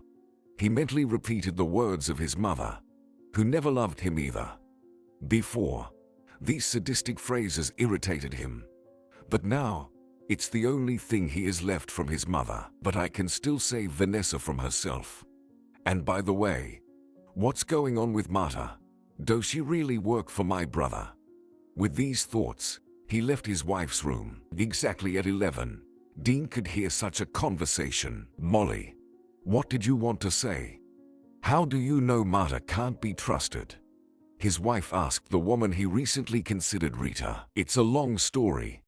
The sister hesitated. I'm not in a hurry, Vanessa replied. In short, this Chad is not just some former partner of your husband. Moreover, he didn't even betray him. She began. Yes, he told me himself. But now I don't know who and what to believe anymore. Vanessa said. Vanessa, do you talk to him? He's a very dangerous person, believe me. His lover's voice sounded genuinely sincere. Involuntarily, Dean found himself wondering if this fake Rita truly loved him. He hoped his wife would ask about it, but the conversation revolved around his brother for now. Dean was aware that his wife had been with Chad. It wasn't news. Girls, let's move on to something more interesting. Like discussing me, he thought sarcastically. But they didn't hear him and continued on the same topic. Is it safe to communicate with you? You slept with my husband many years ago, then disappeared. And now it turns out you're his mistress. Why should I trust you? Give me at least one reason. Vanessa spoke sharply. Listen. Yes, I'm seeing Dean. But look at what I managed to find out during our meetings. If it wasn't for you, why would I gather all this information? Just say the word, and I won't communicate with him from today. His supposedly most devoted lover suddenly shouted. Fine. Call him right now. And don't forget to turn on the speaker. Vanessa yelled. Dean wondered if she would really call him and then actually break up. Dean liked Rita, but he could survive if she ended things. The call did come. Dean, listen. I need to tell you something important. She said to him. What happened, Rita? He tried to maintain a carefree tone. I told your wife about our relationship. Don't come to me anymore. It's all over. Suddenly, it seemed to him that she had wanted to say this for a long time. And it was as if she had breathed a sigh of relief when it finally happened. Maybe you'll reconsider. He knew Vanessa could hear him, so he added the most intimate velvety nuances to his voice. I've already thought about it. Goodbye. Well, and thanks for everything.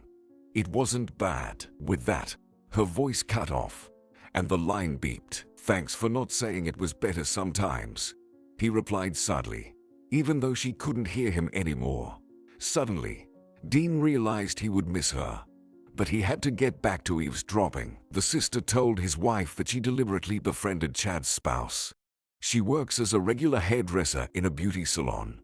One day, she complained to the sister that some woman named Marta often calls her husband, and they spend hours discussing his brother. They want to forge some documents and tell his wife that he deliberately took out loans to transfer them to her. and then run away. Initially, she urged her husband not to harm his brother and forgive him for the money incident. After all, they are living well now, and it's best to leave him alone. But Chad seems obsessed with revenge. Moreover, he gives quite a bit of money to this blonde. Although she usually doesn't snoop in her husband's phone, this situation greatly concerns her. That's how happy we were. Dean and his wife even visited us. She said Chad's wife showed Rita a photo where she recognized both her brother and sister, and Chad, whom she had considered just a partner who cheated on her before. And what did you advise her? Vanessa asked thoughtfully. To tell you everything, the sister replied, and she said she didn't want to quarrel with her husband. Well, yes, she said that conscience is important, but a spouse is for life. Chad even forbade her from telling anyone that she and Dean are siblings. They had a falling out a long time ago. Then they seemed to reconcile, but more for appearances, and Marta turns out to have a hidden agenda. I would have never thought. Always considered her a simple girl who just desperately wanted to get married. Dean thought. Nothing more interesting was discussed afterward. Dean was no longer mentioned, so there was nothing more to listen to.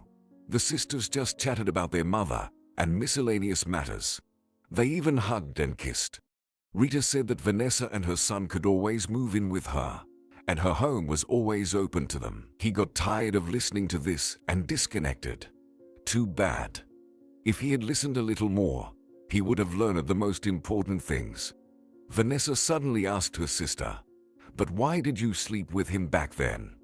"It hurt me a lot." She remained silent for a long time. And then she asked, "Are you sure you want an honest answer?" "It's not very pleasant." Vanessa nodded. Her life has never been pleasant. What to do? You have to get used to it. When I met your husband, I saw that he made you unhappy. Dean chased after every skirt, and you seemed not to notice. No matter how I hinted, you acted like you didn't hear me. He even courted me, just for fun. Women were like objects to him. So I decided. The sister hesitated. Sleep with him to save me from him. Vanessa suddenly understood that she was telling the truth. She felt it in her heart and believed her. Yes, remember how I was? Overweight, looking like a tramp in those awful old-fashioned glasses. But he didn't mind. The sister cried. He's a scoundrel. Vanessa agreed. And she realized that a real close person had appeared next to her, despite everything. If I'm honest, why did you get back with him? Vanessa asked. Because of Chad. She replied. They talked for a long time. It seemed as if the years of separation had never happened. Although the sisters didn't know each other that well, it suddenly stopped mattering. The bonds of blood united them instantly. After an hour, they decided that Vanessa should still have a conversation with Chad, but it had to be done extremely cautiously. Meanwhile, tired of listening to the women's chatter, Dean missed all the crucial events that were supposed to fundamentally change his life with his wife. After all, it was from his brother that he wanted to protect her. So, did your sister take the bait? Chad asked the frightened Rita the next day. She nodded sadly, and then asked nervously, "But will you really pay off her husband's debts? Everything as we agreed?" "Of course. Have I ever deceived you?" the man asked threateningly. She remembered that he found her in a shelter, cured her of alcoholism, provided housing, helped her get an education, and find a job. The condition then was only one. She had to seduce Dean and date him for at least a year.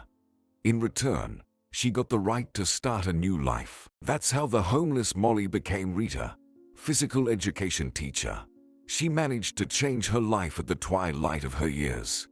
But she would never agree to deal with that fool again if Chad hadn't explained that this was the only way to find out all the details of the cunning revenge plan against Dean's wife. Let my sister consider me a traitor for the second time. But for myself, I'll know that I did the impossible for her. She thought at that moment. Of course, Rita suspected that Chad was a shady character and didn't reveal everything. But she hoped that when he asked for something else, she could somehow get out of it. And now, She had to persuade her sister that the best option was to seek help from this man. It seems there is no other way. If I refuse, my sister will be left without money. She pronounced her verdict after their conversation. Chad almost purred with pleasure, like a large predator. The prey was coming to him. What could be better? Finally, he would settle the score with the brother who deceived him. He would regret it a lot. Is there anything else you need from me? Rita asked timidly. No. After your sister arrives, we're settled. Just stay in touch with her for some time. About a month. It's important that she doesn't suspect anything. After all, we want to help her, he replied. He looked at her expectantly, with a hidden threat. Yes, of course. With that, Rita rushed out of Chad's office. The most anticipated call of the day came through. Vanessa was on the line. Chad, hello, can we talk? It's very urgent, she said to him. Well, I'm a bit busy, but you can come by after 8 in the evening. He graciously allowed. He didn't even greet her. Why bother? The hunt was almost over, and the prey was practically in his clutches. As you wish, she timidly replied. Who would doubt that any option would suit you, darling?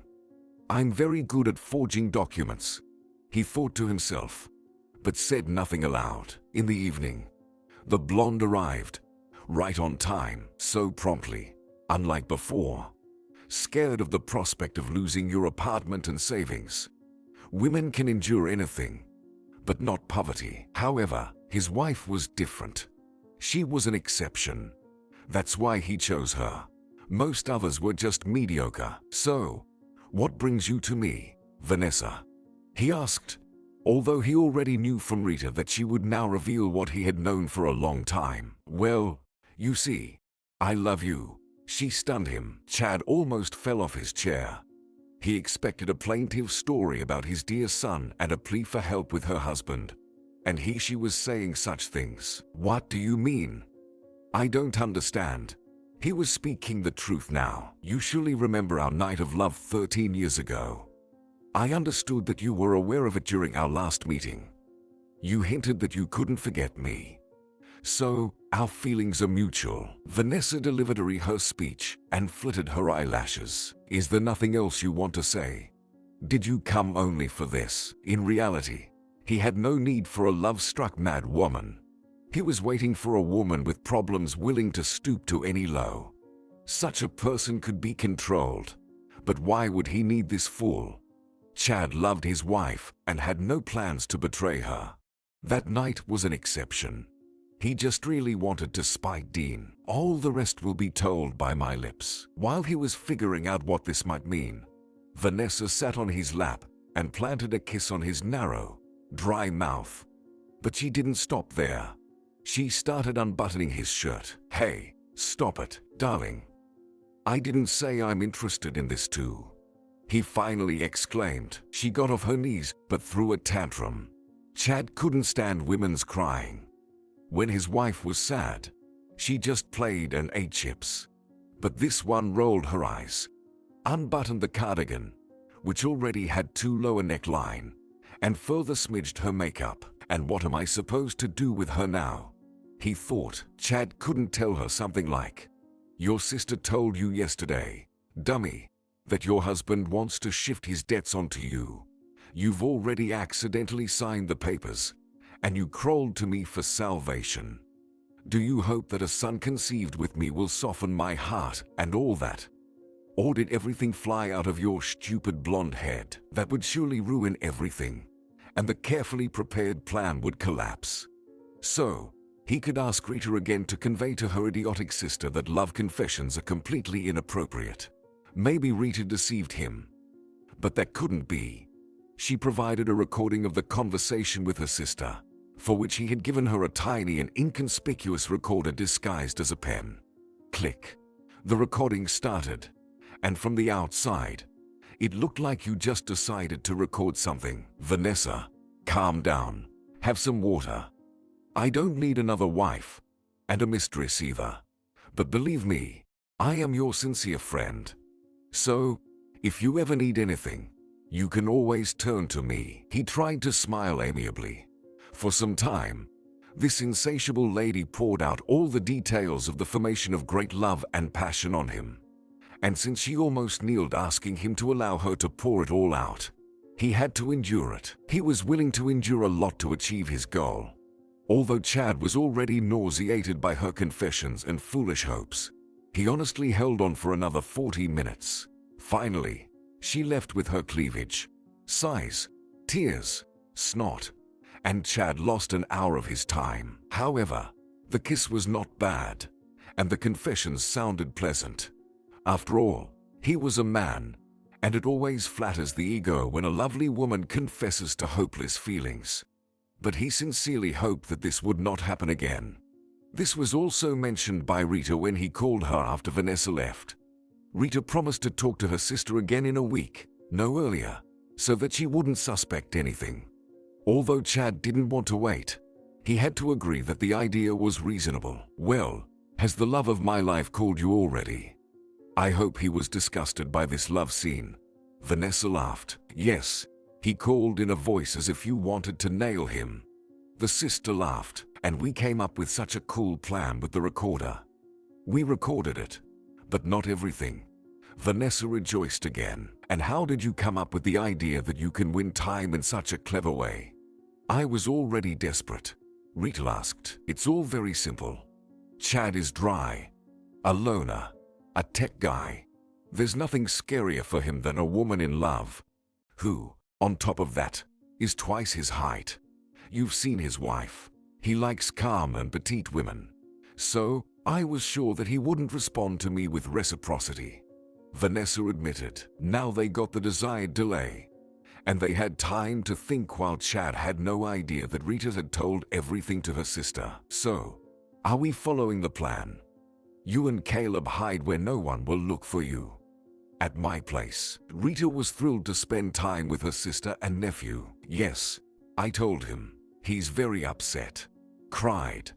Admitted that Dean didn't want to divorce me last summer out of spite. On the contrary, he was trying to save me. Says that he loves me.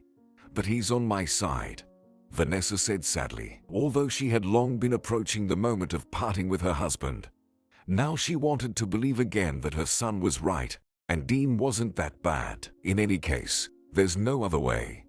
Only this way can we find out who truly cares for you, who's a friend and who's an enemy," Rita comforted, patting her sister on the shoulder. "Well, you're right. It's just a pity about Phoebe. She'll worry when I suddenly disappear, and don't say anything to her," Vanessa complained. "Nothing to be done. We'll have to keep it a secret. The more people who know, the greater the risk," Rita wisely suggested. She even managed to get a month off from school for personal reasons. Although she faced the threat of dismissal, she had to confront the principal with the fact and hint at some very serious illness and the associated examinations. Her previous impoverished life taught her to be resourceful. "Vanessa, what's wrong with you? Why are you so sad today?" Dean asked her on the last day she spent in their shed apartment, where they seemed to have grown into each other, and had to wait so many years to speak in a normal voice precisely when she decided to end this symbiosis. "Sorry, honey, you started turning into a prince too late," is what she would have liked to answer him. But it was already too late to argue and figure everything out. "Dean, everything's fine. It's just a little fatigue. Why are you suddenly concerned about my condition? Why are you home in the evening?" Quite unexpected, she decided to answer a question with a question. "Vanessa, I decided to end the adventures. My psychologist have been advising it for a long time. Let's try to start over. What do you think?" He looked at her searchingly, as if suspecting that she was about to dissolve. But everything was already thought out to the smallest detail. Caleb lied to his father, saying that he wants to choose a new computer together with his mom.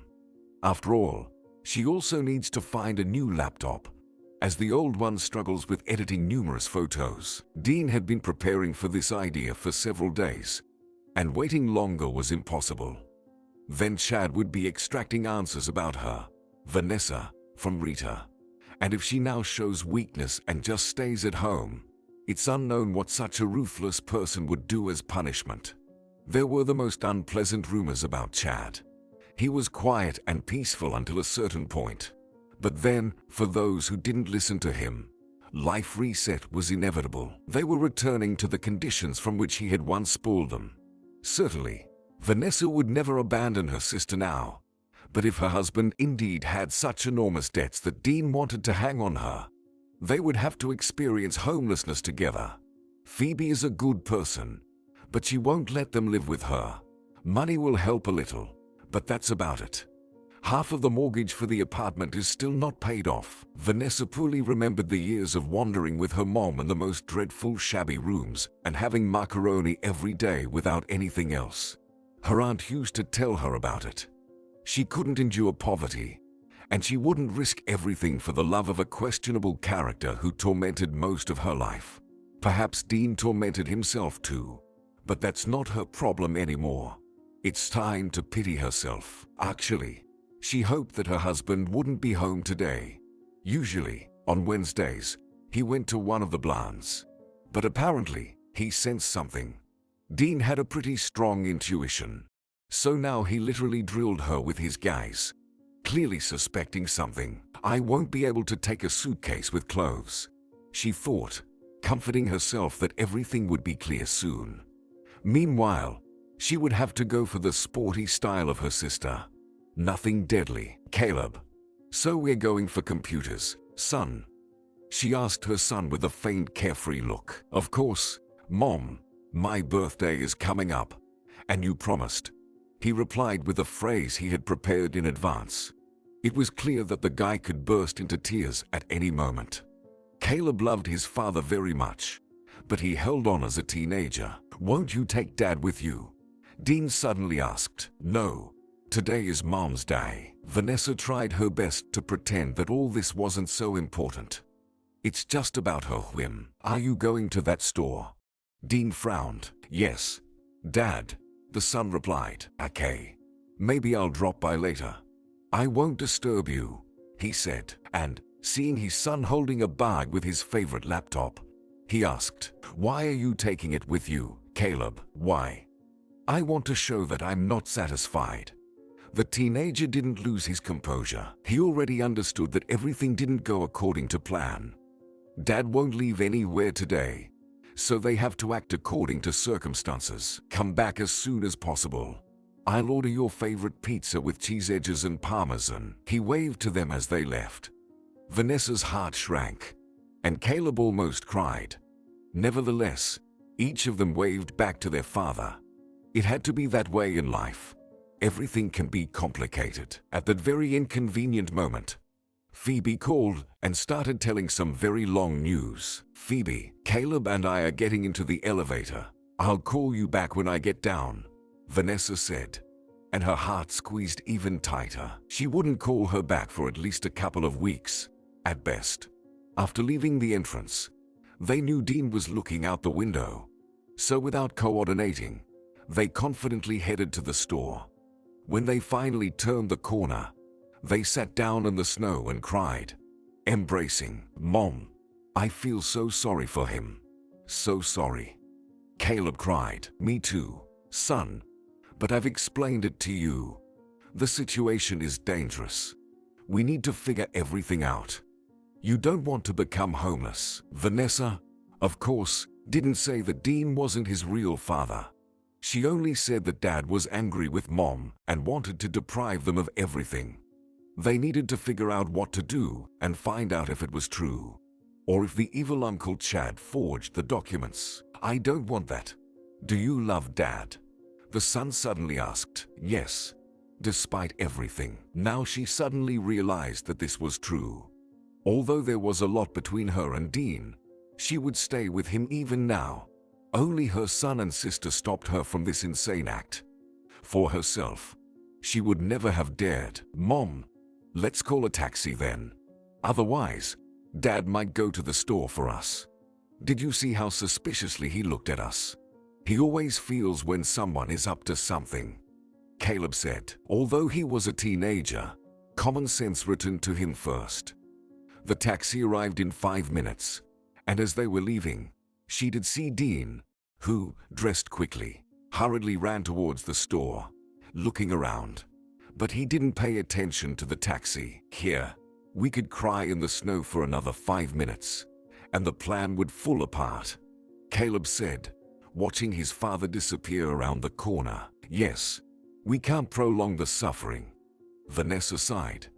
Although each of them implied something different, they were now united by a common desire to find out the truth and start fresh and honest. Is your husband beating you? The taxi driver turned around with a question and added, should I call the police? No, he's not beating me. Just morally torturing. Nothing special. Many people live like that. Vanessa sighed. Okay then. I overheard your conversation with the child and got worried for you. The taxi driver didn't say another word for the entire journey. Phones were turned off during the ride. The path to the old life was temporarily cut off. Oh, we've arrived. And hey, I was worried if you'd manage it. Rita greeted them at the entrance. What? Was there another way for us? I'm not ready to expose myself to another attack to Chad. Vanessa winked at her sister. She understood the meaning of the joke and laughed. What are you talking about? Caleb asked. Oh, just about movies. Vanessa replied. It felt inappropriate to share such a delicate episode of her fake confessions with her teenage son.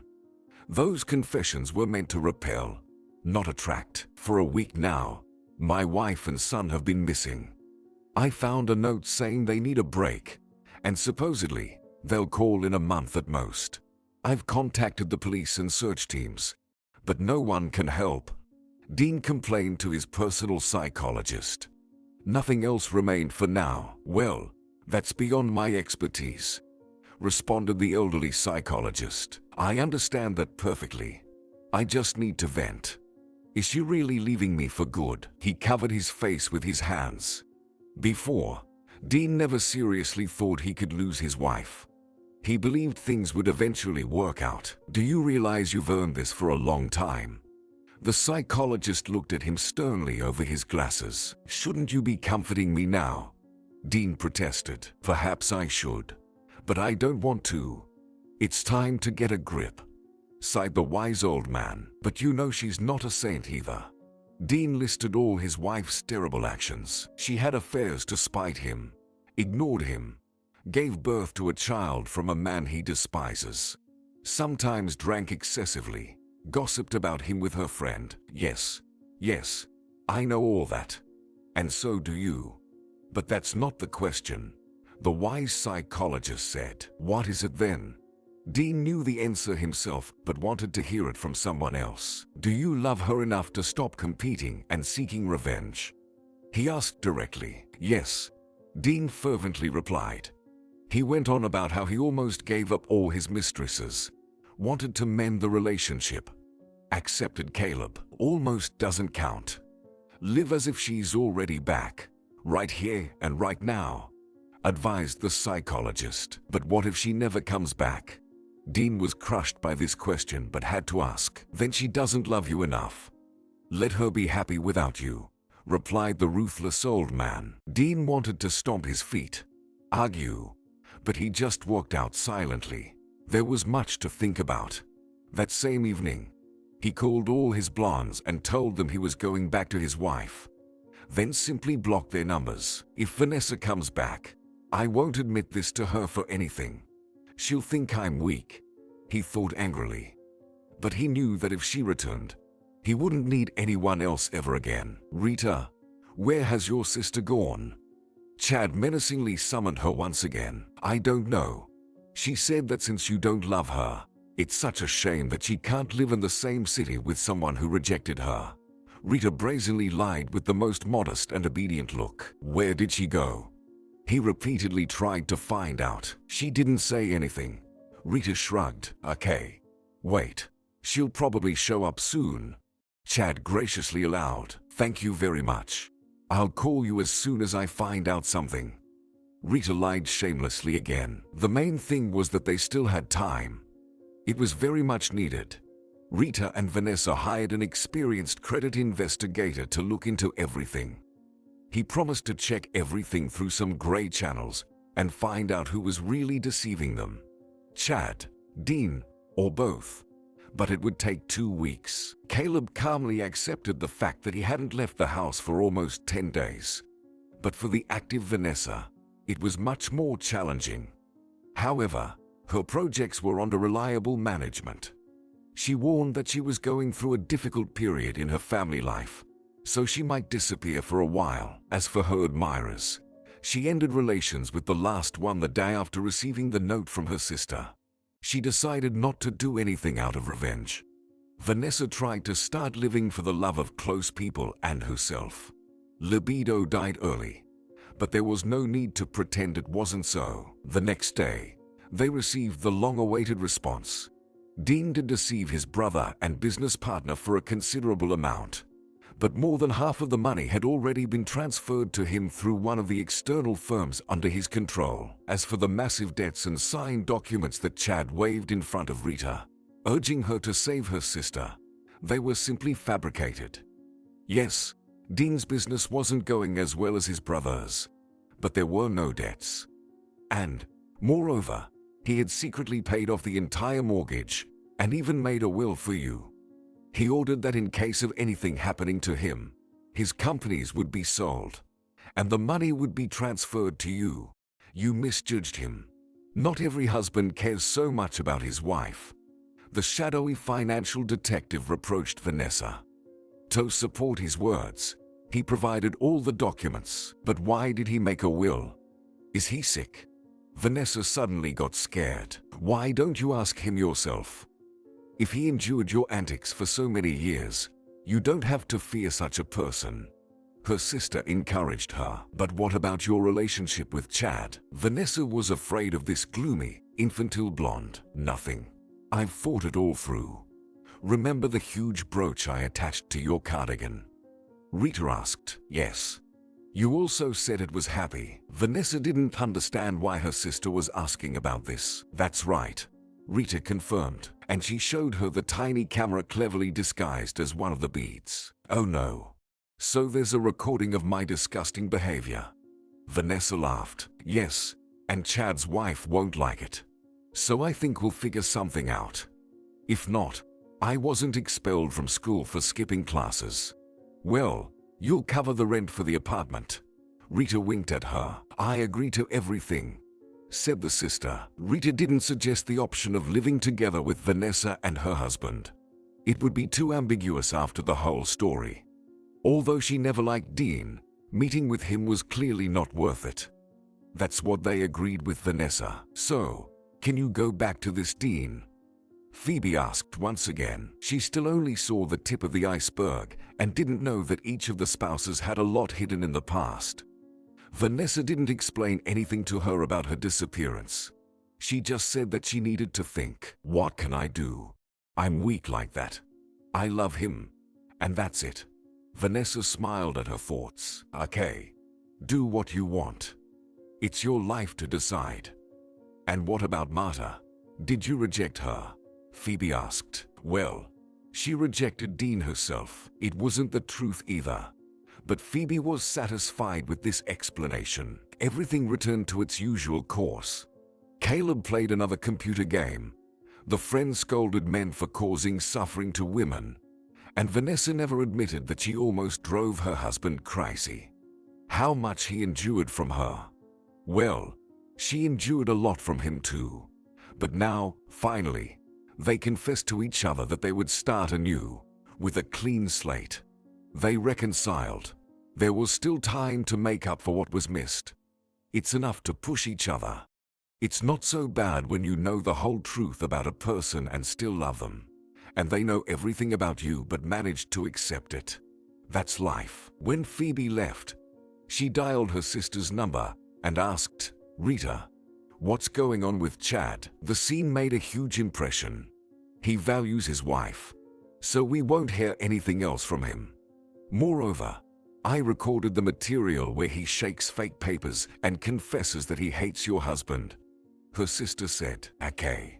What about accommodation? She was worried about Rita. Now, she wouldn't abandon her in trouble for anything. If it weren't for her sister, who knows how everything would have ended. Chad signed the papers. He considers our contract fulfilled. I promised that you would come, and you came. But I beg you, if you happen to meet him, don't say that you pretended to be in love with him. That's your trump card. He's terrified of you now. He believes that you knew nothing about the recording. Rita laughed. Okay, I can pretend if I happen to see him. But I hope it doesn't happen. And does he claim anything about Caleb? Vanessa asked. No, he has enough children from his beloved wife. He just wanted to do a nasty thing to his brother for free and make you commit a couple of meanness together. Rita explained. Well, that's good. Caleb and I will come to you in a few days. You're okay with that? She asked her sister. I'll be glad. I love you. Rita always welcomed Vanessa. She knew that. In the evening, precisely at dinner time, Dean arrived. So, how are things here?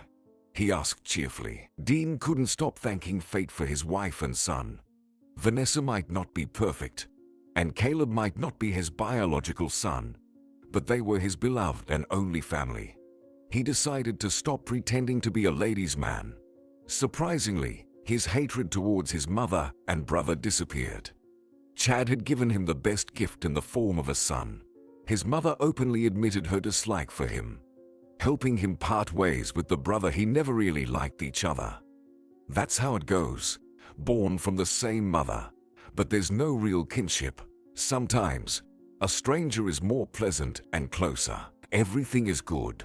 Dean, Vanessa replied. You won't run away from me anymore. He winked at his wife and son. And you won't run away from us?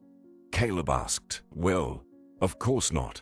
The father understood the hint. We agreed that you and Mom declared a truce once and for all. No more fighting here, Caleb said. You're right, son. The parents replied without coordinating and laughed. A snowstorm raged outside. Someone, somewhere considered them imperfect. Someone, somewhere hated them. But now, they could withstand the cold and storms of the outside world. Now, Vanessa was not nobody's. Dean was not nobody's. And Caleb was not either. Together, they would stand up against anyone. The evening seemed endless. And then night fell.